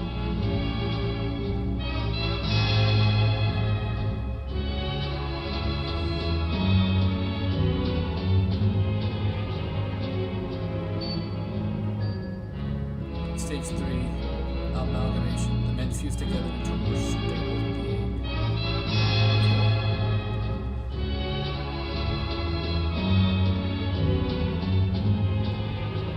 Wait.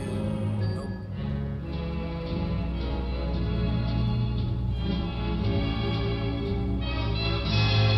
Stage 4 migration. As one can return to their homeland.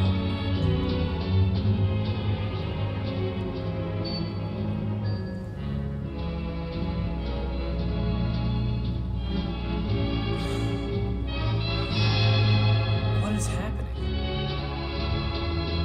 Wait.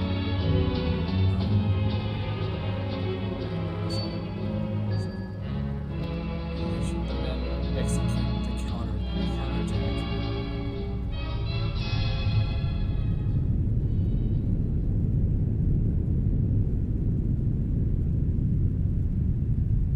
On May 23rd, 1937, President Rockefeller entered a bunker underneath 30 Rockefeller Plaza. He was never seen again. Investigators found that the door of the bunker had been melted open with possibly the most powerful heat ray ever built.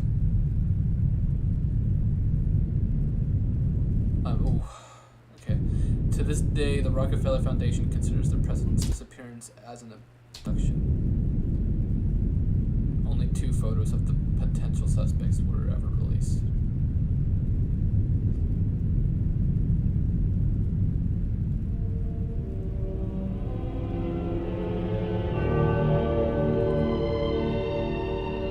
The tree!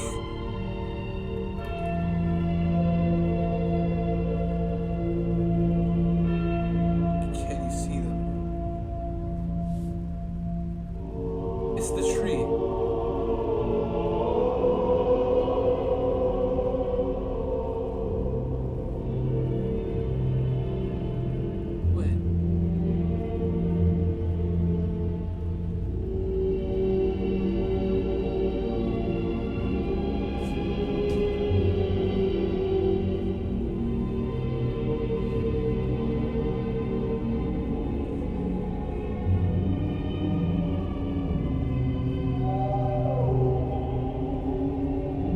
Wait a second.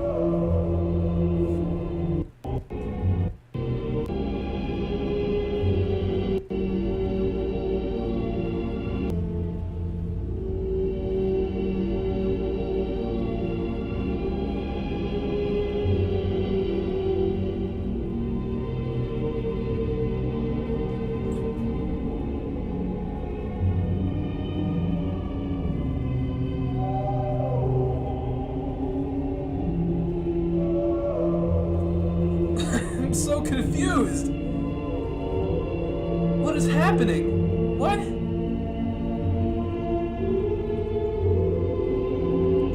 Mass mitosis. That's the answer. Is mass mitosis.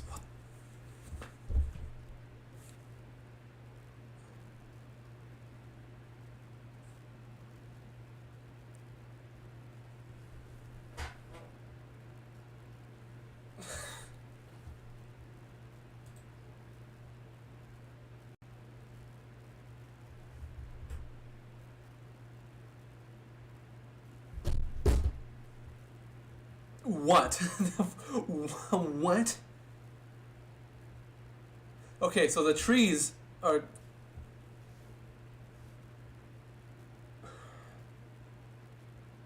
I'm so confused.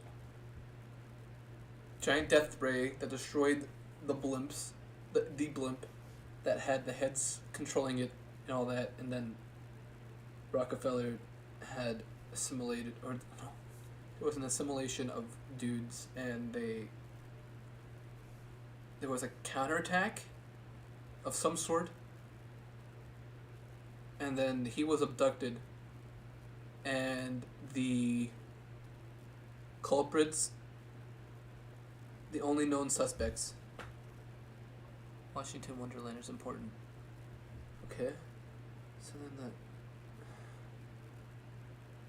So then the 2 suspects were seen at the trees.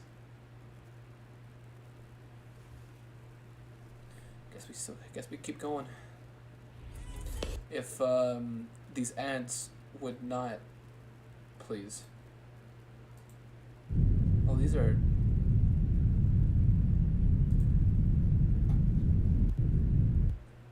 The star sphinx and related phenomena.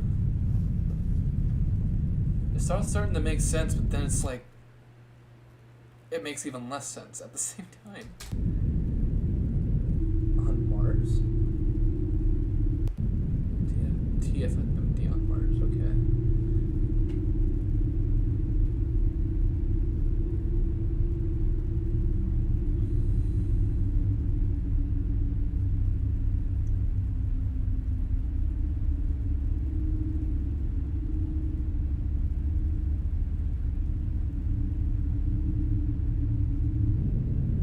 Except from an interview recovered from an arson scene.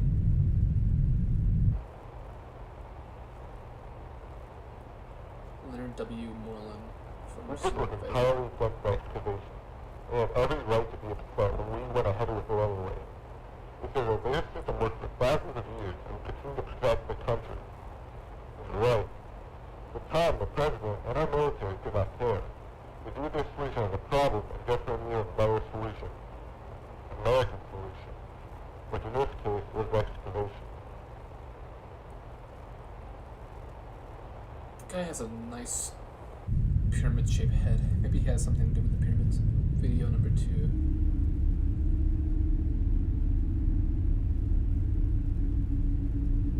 Leaves Mars.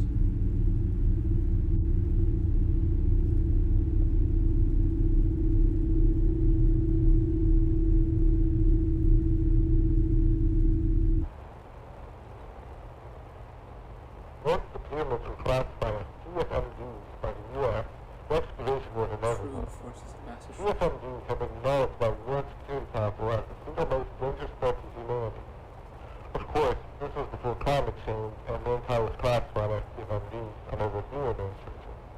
At the time, it meant that the pyramids required immediate action. TFMD enters Earth's atmosphere.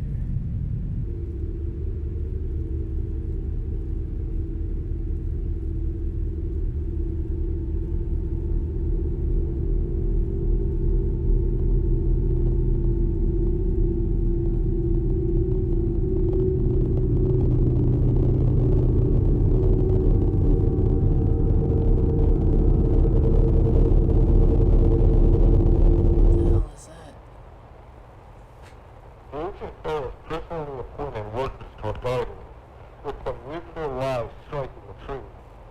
They were equipped with the finest music glass balloons, which had substances to inhibit muscle fatigue and reduce insomnia, so they would be able to hit the trees for several nights in a row. The goal was not to cut down any of the trees, of course. That wouldn't be possible until 1945.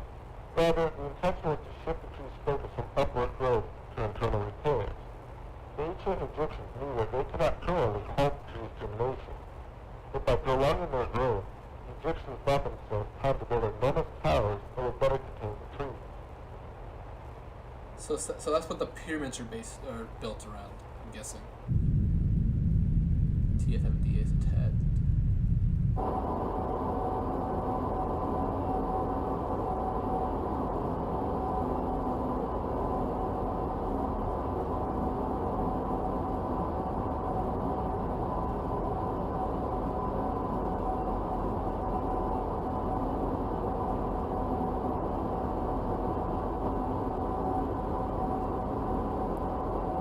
It's dropping something down. Whatever that may be. Well, it's been hit. Within the first week of excavation, we found the pyramids extended much deeper into the sand than we had previously thought. The more we dug, the more bricks we had found had already been laid. At the time, we had convinced ourselves that the pyramids had to be finished structures, and it would only be a matter of time before we would reach the bottom. By the third week, we realized that we had been wrong the whole time. The pyramids expanded on exponentially. You can imagine our reluctance to tell the public that the pyramids were not pyramids at all. They were towers, infinite towers, all three of them, towers which contain enormous species of metaphysical flora. Who knew that the cameras are merely the tips of buildings?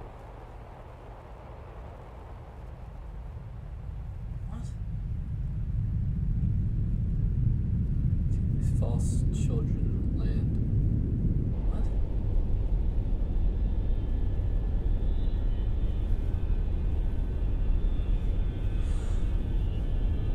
The lights in the skies! The lights in the skies! The one with the cool techno music.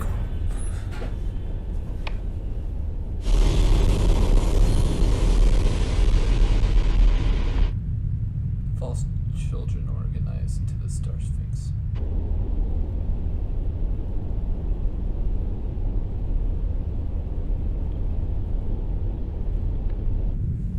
Starfleet distracts observers as motherships flees.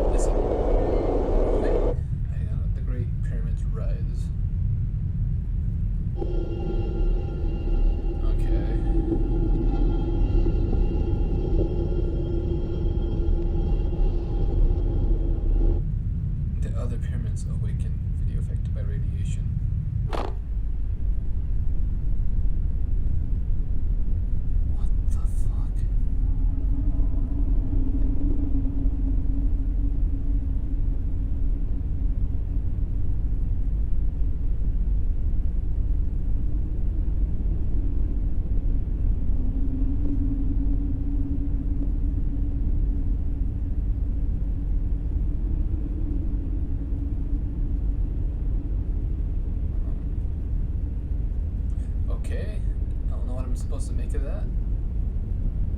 Just seemed to keep going. I think there was only supposed to be 3, I guess, I don't know. Present situation. Sphinx, pyramids.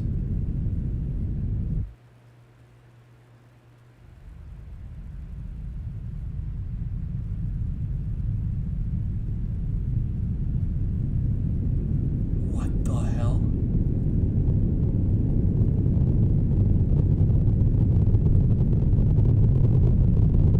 Mitosis.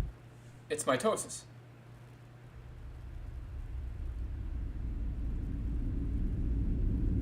Produced by the anti-device association. It was mitosis. The pyramids were rising up above the ground, and it was mitosis.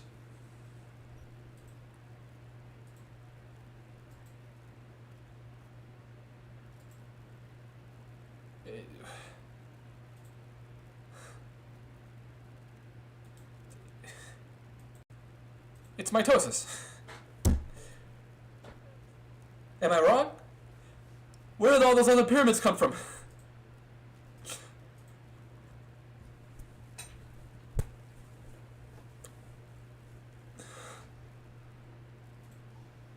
Okay. Okay, I already watched these 2, but I'm gonna watch them again because I don't remember them.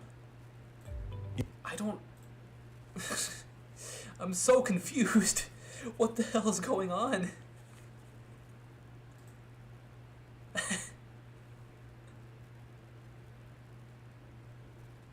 So much shit with Egypt and Germany and glass. We arrived on the set 12 p.m. September 21st, 2021. I don't remember what it is. We painted the walls for 4 hours.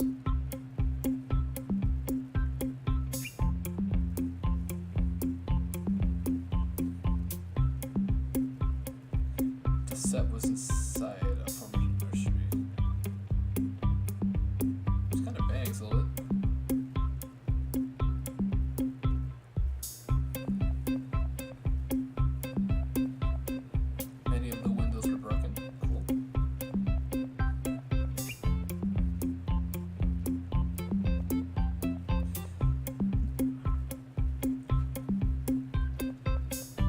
while we were painting, someone parked their car at the entrance. Cool.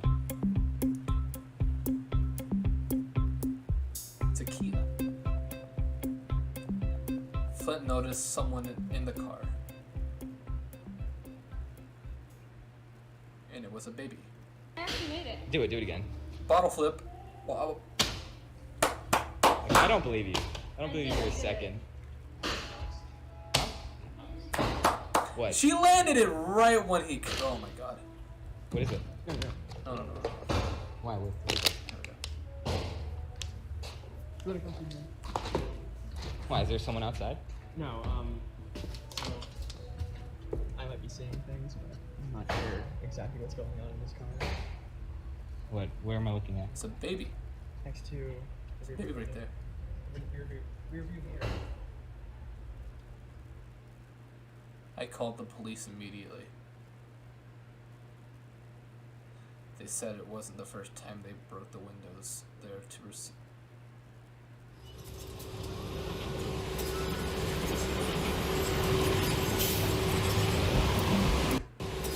Wait. This shit doesn't exist. Oh my god, my phone. Wait, so the nursery, there were just random children showing up in this nursery. And okay, cornered girl, okay.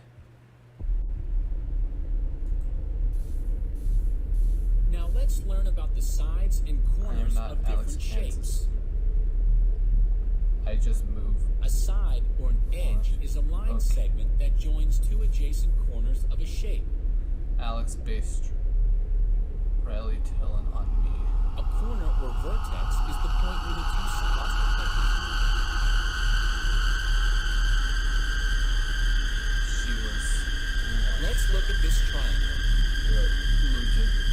It has three sides. It's easy to 1, 2, 3. I'm guessing she came from the corner. It also has 3 corners. 1, sincerely, Alex. Inspiration. 2,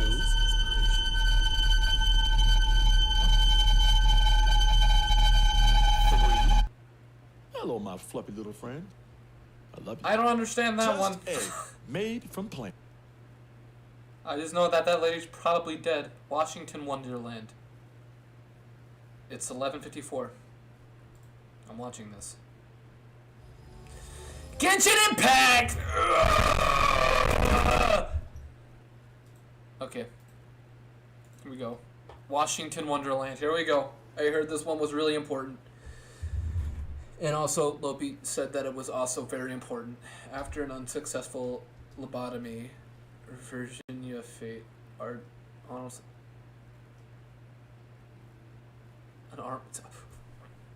Virginia Fate Artelson provided a more complete account of the Rockefeller Tree tragedy. This is her account.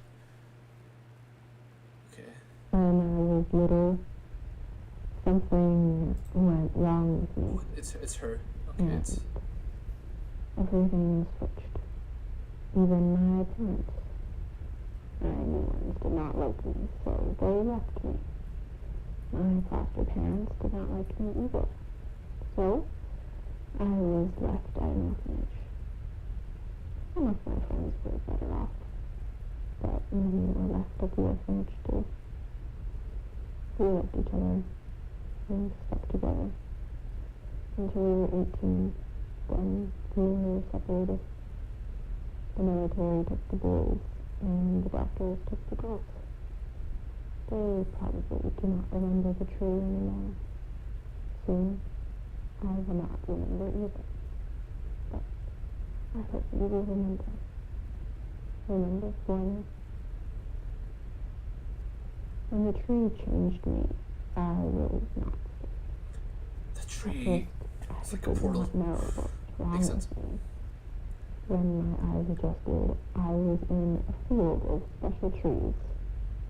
I was reminded of a story my mom told me. Alice in Wonderland. This is my Wonderland. I held myself close and looked up.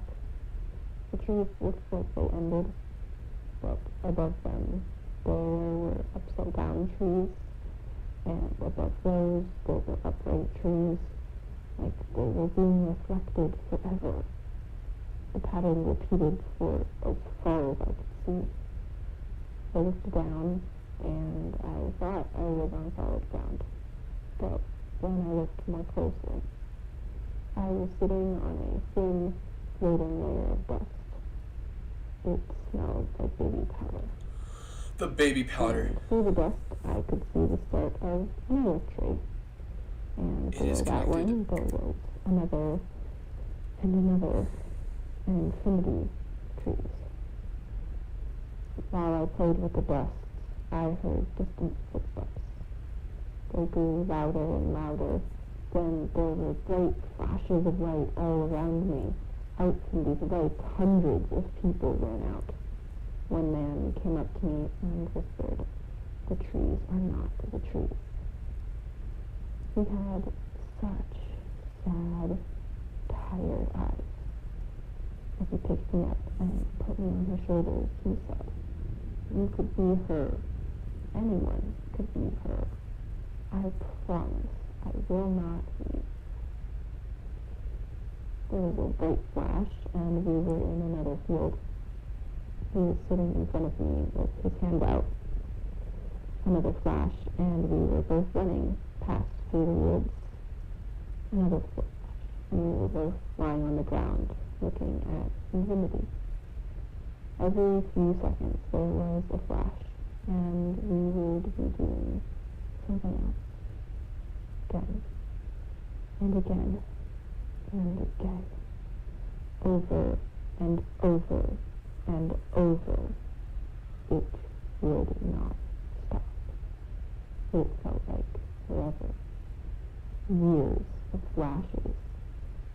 I was so angry at first. But soon I had those sad, tired eyes of his too. We were so sad and tired. Every now and then we would flash to another layer of dust, above or below, But we would always see the climbers. I think there were people who tried to climb the trees while they were flashed around. They were stretched and burnt. Maybe the dust was the people that fell. The man was always with me. He kept me safe the whole time. It must have been years. It felt like 500 years. I named him Everett. He was always there. He never left me. Everett was my best friend. Then, on one random blow, no time, one random time, all the trees bent, and the flash brought me back to New York. All my friends were around me, but this was another New York. I did something wrong, and I lost Everett. I ruined everything. I should have stayed home that night. Why did I not stay home? I lost everything. For me and my friends, I ruined their lives. I will not tell you about the orphanage. It was a hard time. I will keep memories of the orphanage to myself. They do not matter to me. When I was 18, I left the orphanage. I looked for my new parents. They were not together anymore. My new pa died from a broken heart, and Uma lived all by herself. She did not let anyone into her house anymore.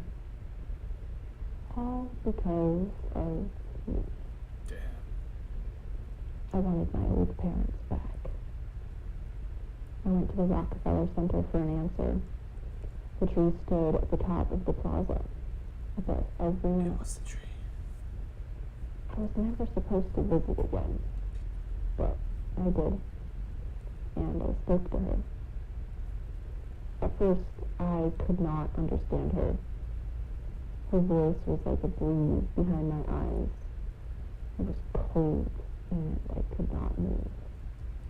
But soon, I could understand. She said that I had to be ready to exchange one life for my own. She understood that I wanted to go back home, to my New York. She said, come back in 3 years. And I did. I waited. 1,095 days. I returned 3 years later. At first, I could not understand her. Her voice was like a breeze behind my eyes. It was cold, and I could not move. But eventually, I could understand.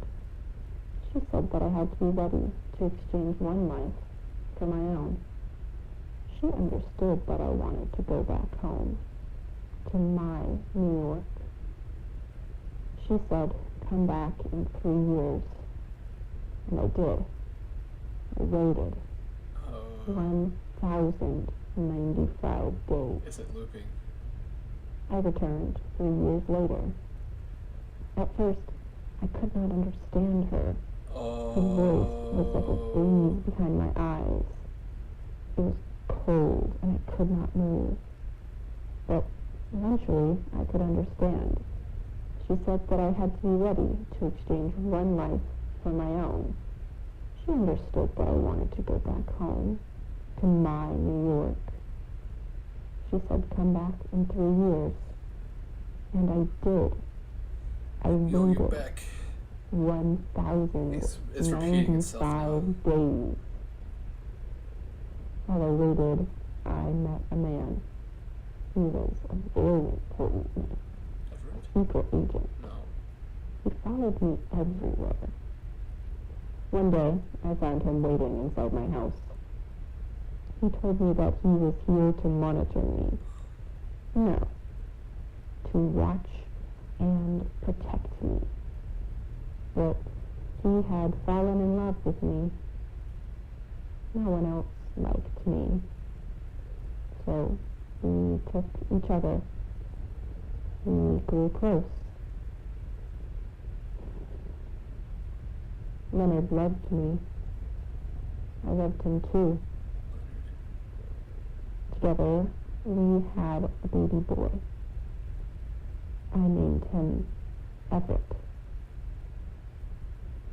Little Everett was inside for 9 months when I saw the tree again. She put directions in my head. I followed those directions. I walked for 4 days. I had to. I wanted to go home so badly. But I became so happy when I could hear the music. It was like the tree's voice, but warm. The Washington Monument looked much bigger in person. The monument? Okay. The story went up high, like it was for something much bigger. Then I went inside. The bodies. Yeah. There were bodies everywhere. The breeze told me to relax. I went on the elevator. It went up. All the way up. Yep. It stopped at the top, and the music blared. It was so loud I could not move. The floor opened, and I fell all the way down. I felt myself hit the ground. Then I kept drifting down, past the ground, past rock, sand, and magma, through the layers of earth. It must have been years. It felt like 500 years. Then I reached the other side, and I felt myself rising through all the layers of earth. No way, wait. Past the magma, sand, and rock, past the ground, back into a body, another body, almost the same body, and flattened like a little red pancake. But I felt so empty. My belly had sunk. Little Everett was not with me anymore. Many others laid around me, broken like me, almost alive and completely still.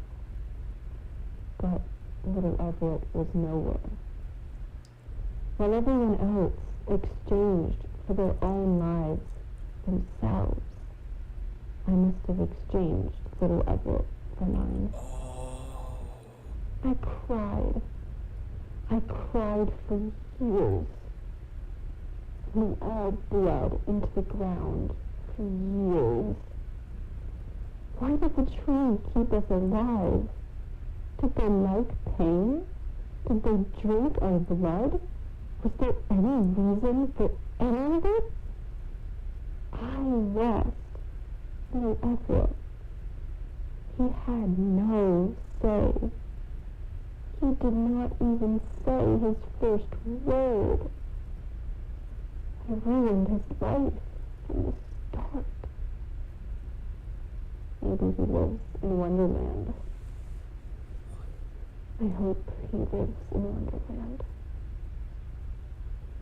One day, one random day, the music grew, and there was the brightest flash.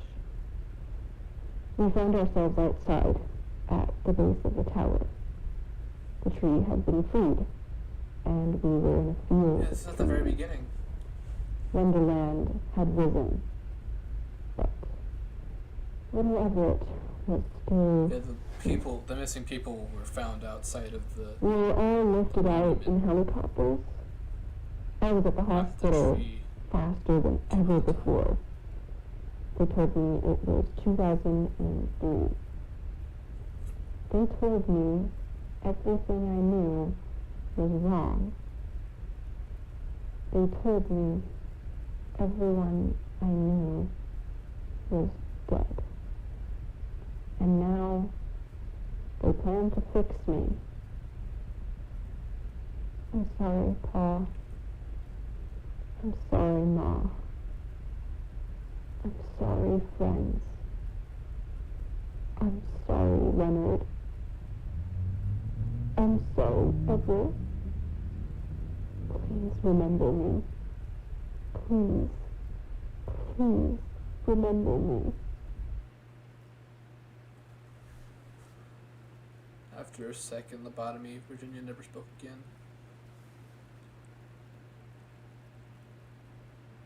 Late in her life, she produced a series of paintings titled The Right Life.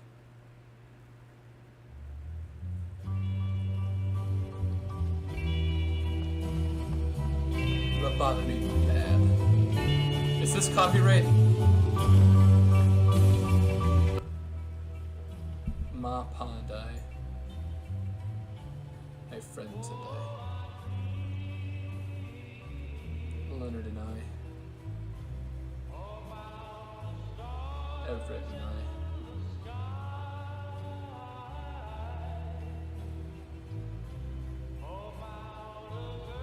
Together.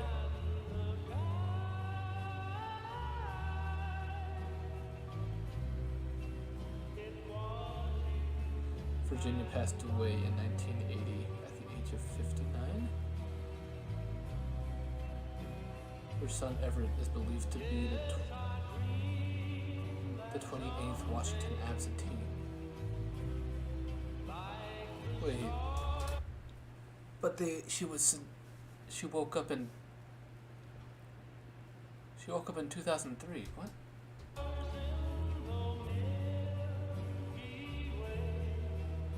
I'm so confused. What is happening? Whoa.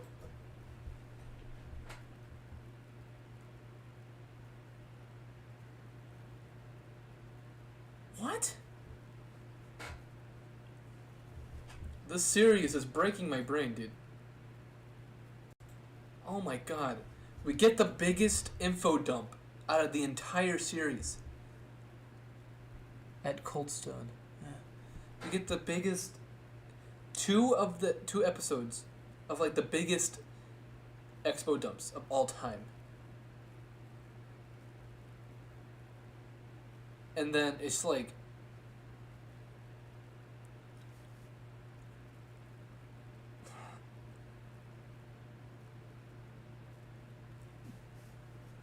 biggest expo dumps leave us with like the biggest questions. It's I'm so confused.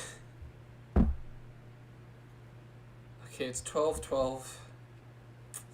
We can finish the rest of these videos, I guess. I don't think I'll have time to play video games tonight. But tomorrow.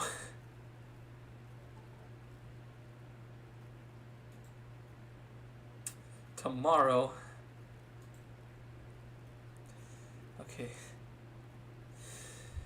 Okay, we're gonna watch Air Force One Fallen Angel? Okay. I don't care about Taco Bell. I absolutely despise Taco Bell. Get off my screen. Educational. I don't care. Get off my screen. Okay, we can finish these. Air Force One Fallen Angel. Because it was Air Force One Angel, right? Simulation of strike property of maze. August 2003. After making various stops across the United States, Air Force One flew into the restricted airspace of Washington, D.C. Oh boy. Okay. After an extensive evaluation, the United States Air Force took action.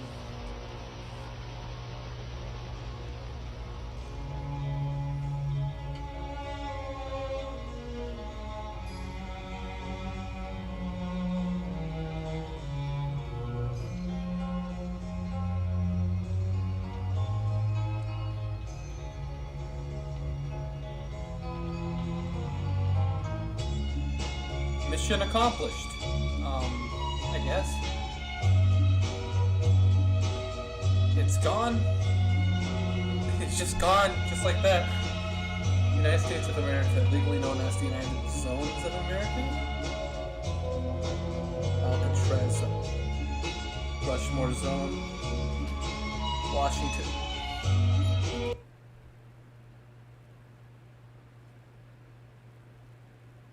Alcatraz Zone?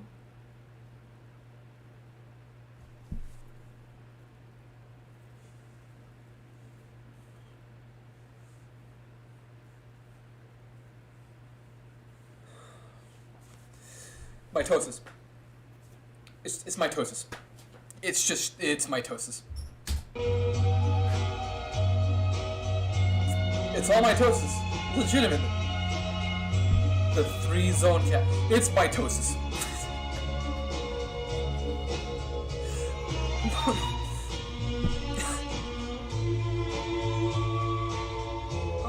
I'm not even gonna attempt to pronounce this, because I don't know how butcher it in the hell. It's tribosome. Out of 3.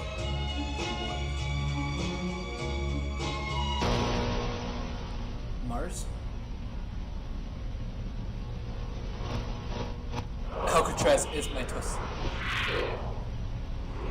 Alcor's America is a shell for the true ruler beneath our feet. It is time for the underground god to leave. He does not belong there. But the world egg cannot hatch without force. We must fracture the zones ourselves. We must split the earth open. Once it leaves, there will be peace, and a state for each and every person. No more zones, for the cracks will be the true borders. 1,000 states of America, or 1,000 states of peace.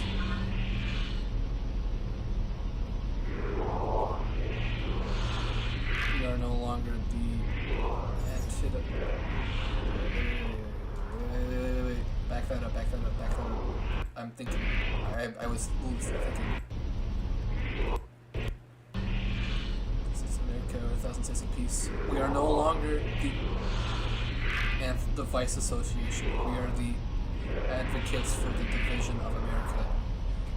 How will we divide the land with our fallen angel, of course? Who would have thought that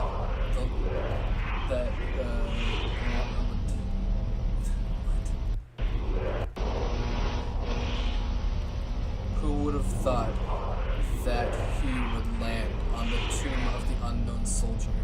We found him before anyone else, burnt and broken from the blast. After we fix him, he will be walking. The guy, the merged soldier, the counter. Oh! He will evict the horned serpent the same way he evicted the traitor, President Rockefeller, from the. What is going on? Advocates for the division of America. Oh my god.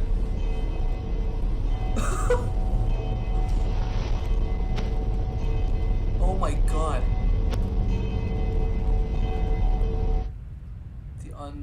The unification of 1980 was short-lived as state borders were restored by the end of the decade. However, due to the extent of unification of 2003, state borders are not expected to be resorted within the century. The ADA refuses to recognize the 3 zones and their capitals.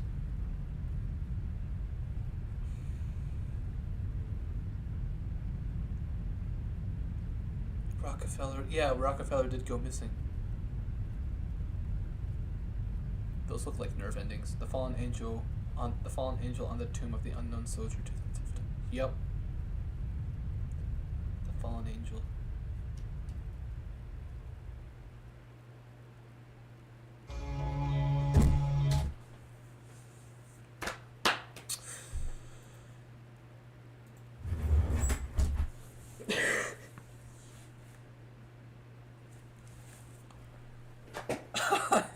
Okay, we need to watch Liberty Lurkers. Delivery meal for 2 because cravings are better shared. Only available for delivery. We can watch House in the Ocean another time. I'm stopping it at Liberty Lurkers. I am stopping it at Liberty Lurkers.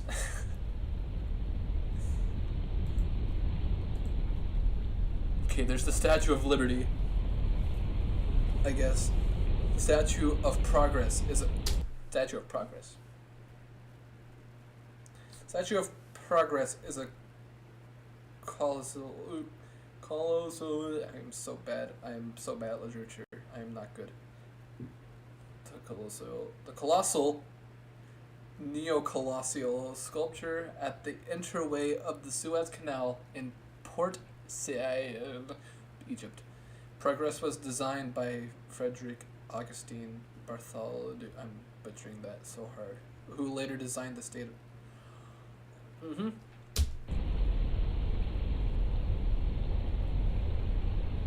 It's so true.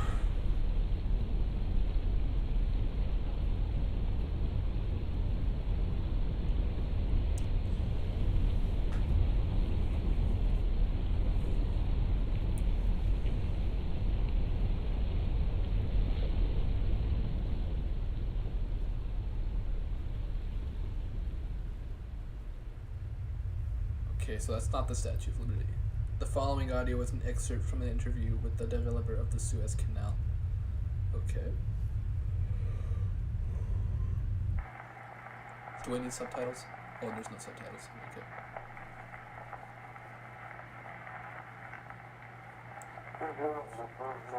Many cannot name the region where my ancient is derived from. Where accent is derived from. I blame my many years in diplomatic service for this. While my accent is suffered at its hands, my understanding of human nature has not.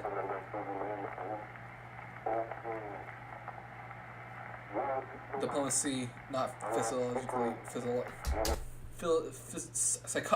I'm so Psychology is the true study of the mind. Today, I know that there is only a genuine source of happiness.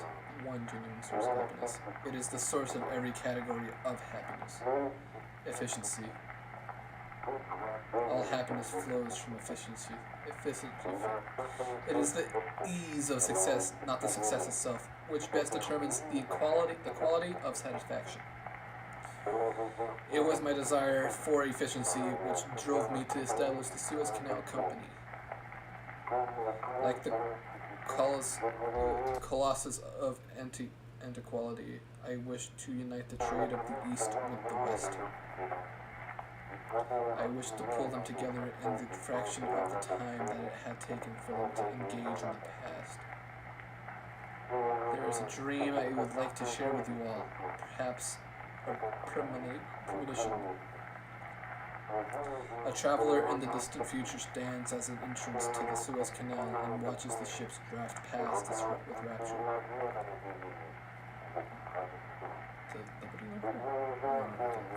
A traveler realizes that they have achieved the true happiness greater than any human being who had stood there before, for at their feet, at their place in time. The canal will have spared our civilization a total of 1,000,000 years in sailing time.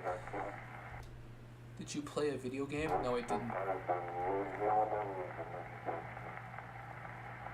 Of course, we will not be there to share the realization at the traveler will only know as the characters in the midst of their time. As characters in the midst of their time. But believe me, it will happen. Ships will be in service for 100 of years longer, and sailors will spend less time researching their destinations and more time in their destinations.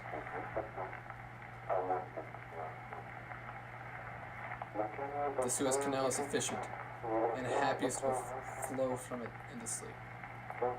Thank you. Mitosis and too many liberty lurkers. It did! This entire series is just mass mitosis. Literally. And also a giant sea crab that took over the ship, the boat thing that got stuck in that series. Until now, what you have heard was from a speech I wrote for the grand opening of the canal. However, I did not read the speech. I cannot bring myself to lie to everyone. I did not choose to build the canal. The man beneath America ordered me to. Many night he can sink into my dreams.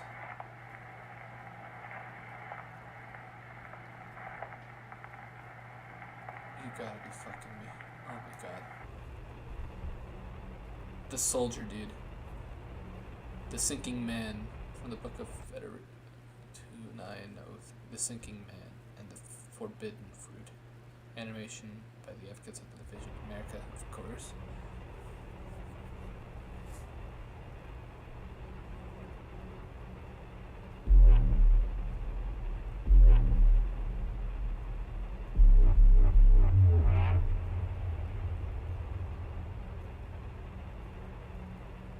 Washington.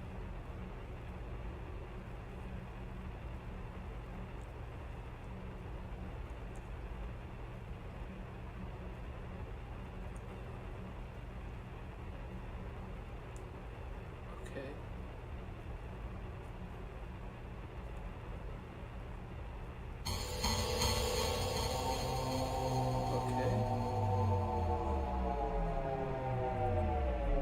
He falls. The tree is upside down.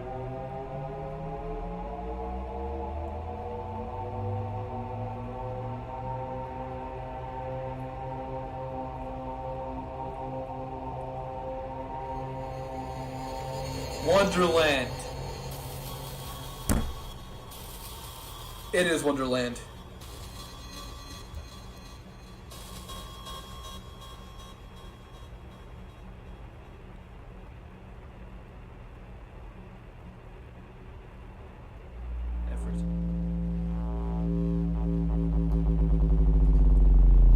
guy in Wonderland that... Wasn't his name Everett?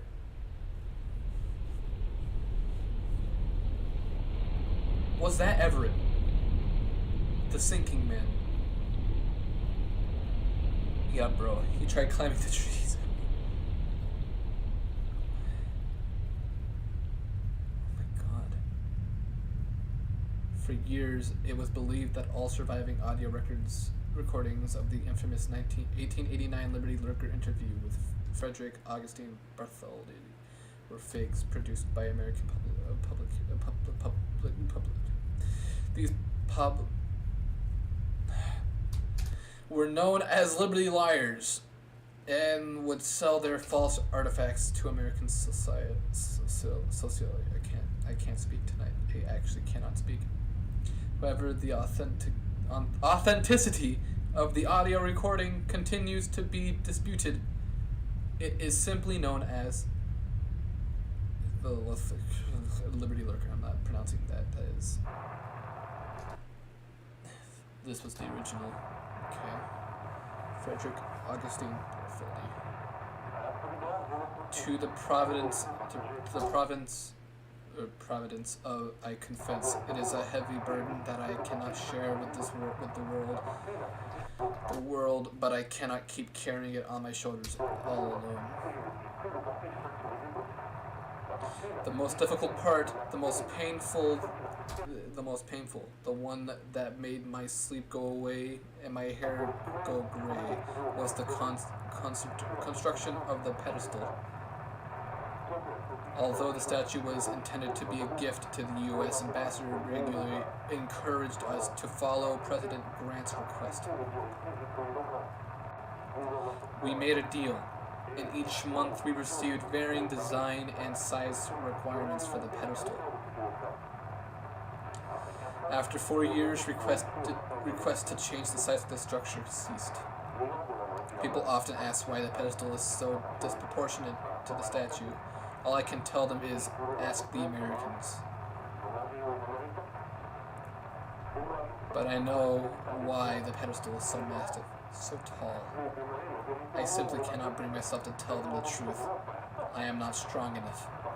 The truth being that I designed an abtor, I can't read that, just for him. Grant told me that he used to be normal like... Grant told me that he used to be normal. Oh my god. I can't. Grant told me that he used to be normal like us. He called him the Horned Serpent, the Devourer of Villages. The Devourer of Villages. It was the name given to George Washington by this was no coincidence. Their damned founding father looked up in my foundation. Locked up in their damned founding father locked up in my foundation.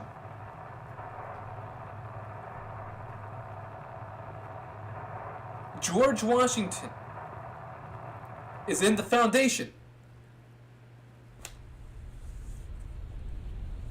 So they took him up out of the water, frozen, and he's in the And my friend and Moby told me that George Washington plot point wasn't important. What the hell is that? I'm about to go through a car wash? Jeez. About to go on a spin cycle? What is happening?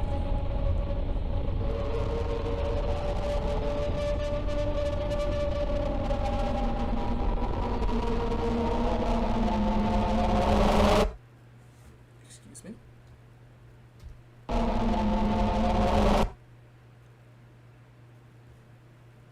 Wait.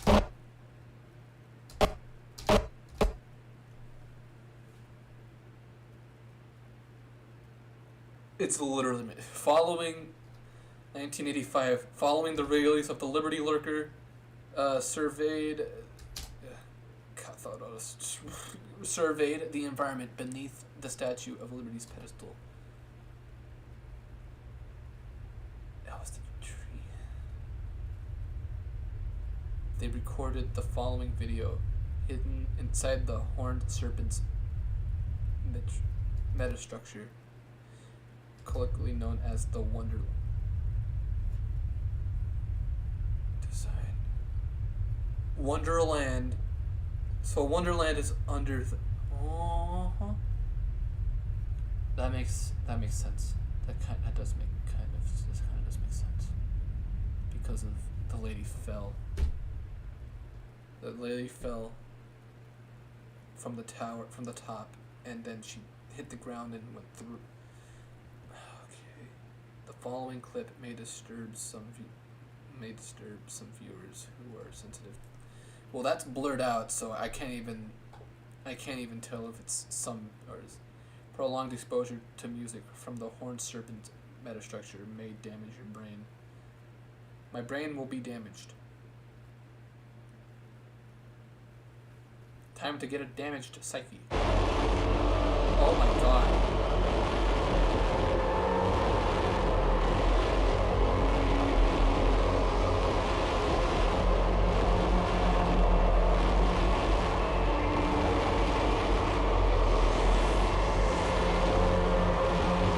It's Wonderland.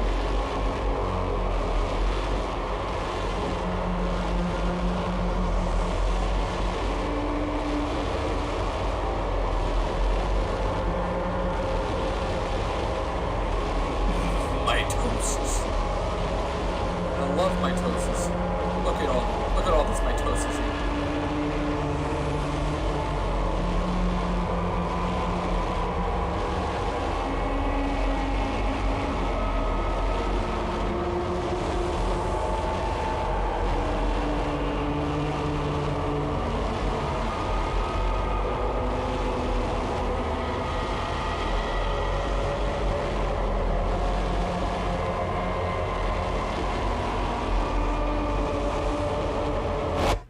Okay.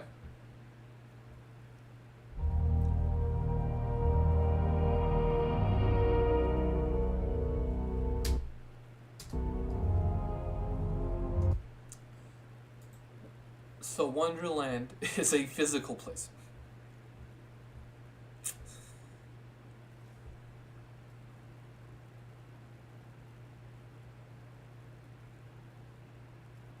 And it's just sitting under the Statue of Liberty. Underneath the pedestal.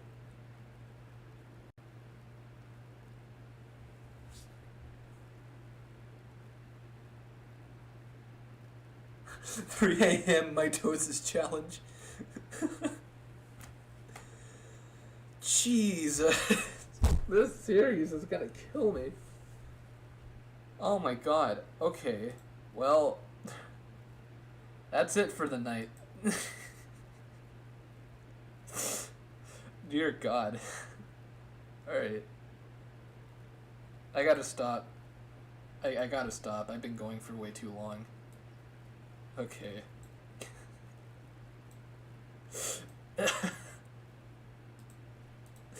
Oh my god. That was a lot of mitosis, I would have to say. Wait. Search a human cell? Okay. I'm gonna search a human cell. Just on YouTube or just on like Google? Just a human cell? Look at a human cell and look at Alcatraz. Okay. I'm gonna pull up on Google Images. It's just a regular cell.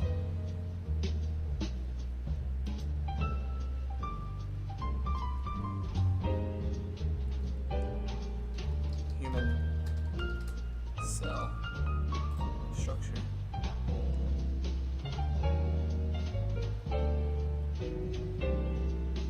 And then I'll go to the Alcatraz video real quick.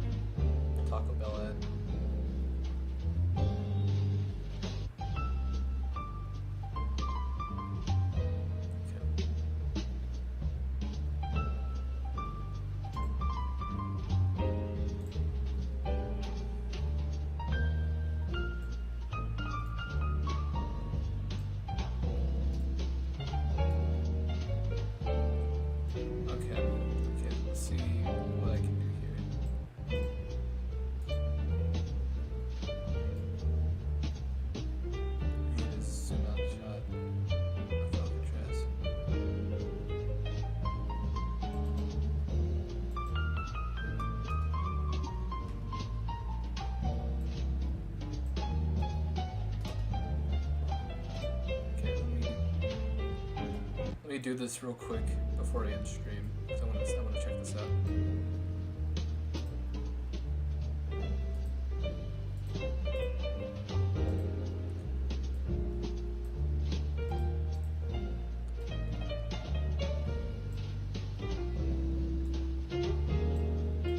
Should I go further into the video? Because I'm pretty sure there's a lot more. I think it becomes a lot more mitosis. If you can see the, I need to make sure you can see the other. No, you can't. Okay, let's see.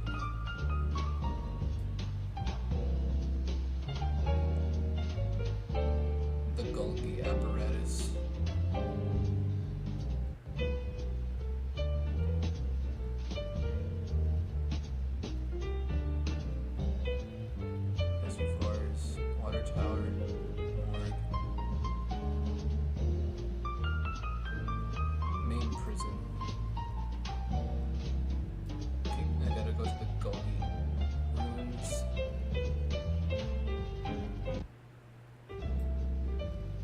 Part of the video is the Golgi apparatus.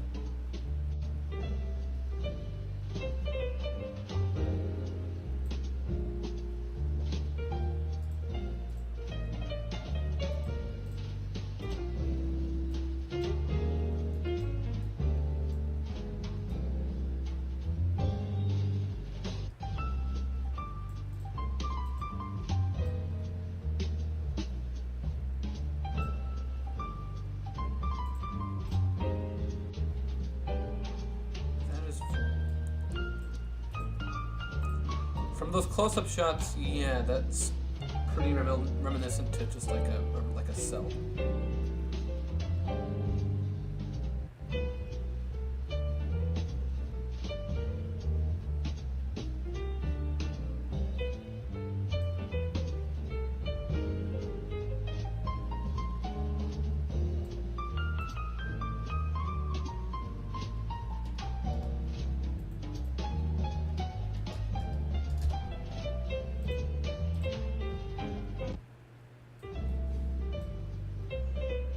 Okay, yep. Yep. Yep.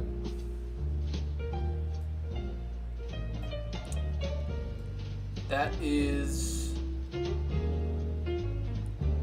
close to it. That is either the Golgi apparatus or whatever you call it. The Golgi, whatever. Golgi apparatus or the endoplasmic rectum.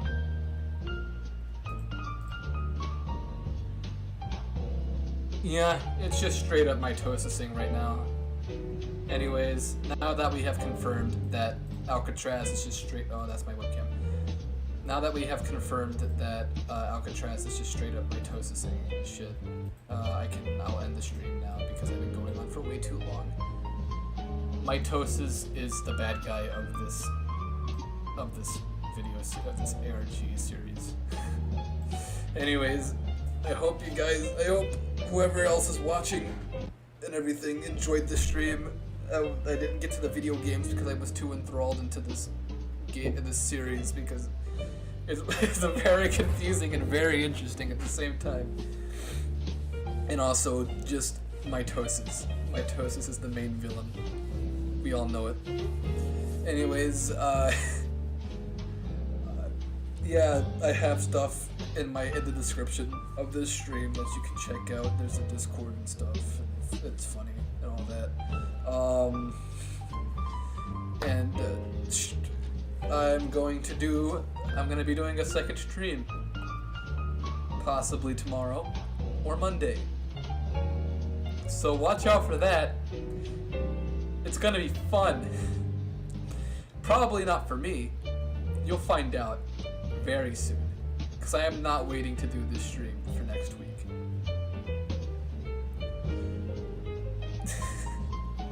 Anyways, if the Discord, that'll be cool if you want it. And then the other stuff down there, that's cool. Yeah, I will see you guys next time most likely tomorrow or Monday, because I'm not waiting any longer to get this next stream over with. So yeah, I'll see you next time, and have a merry mitosis. See ya. Bye. Bye. Bye. Goodbye. See.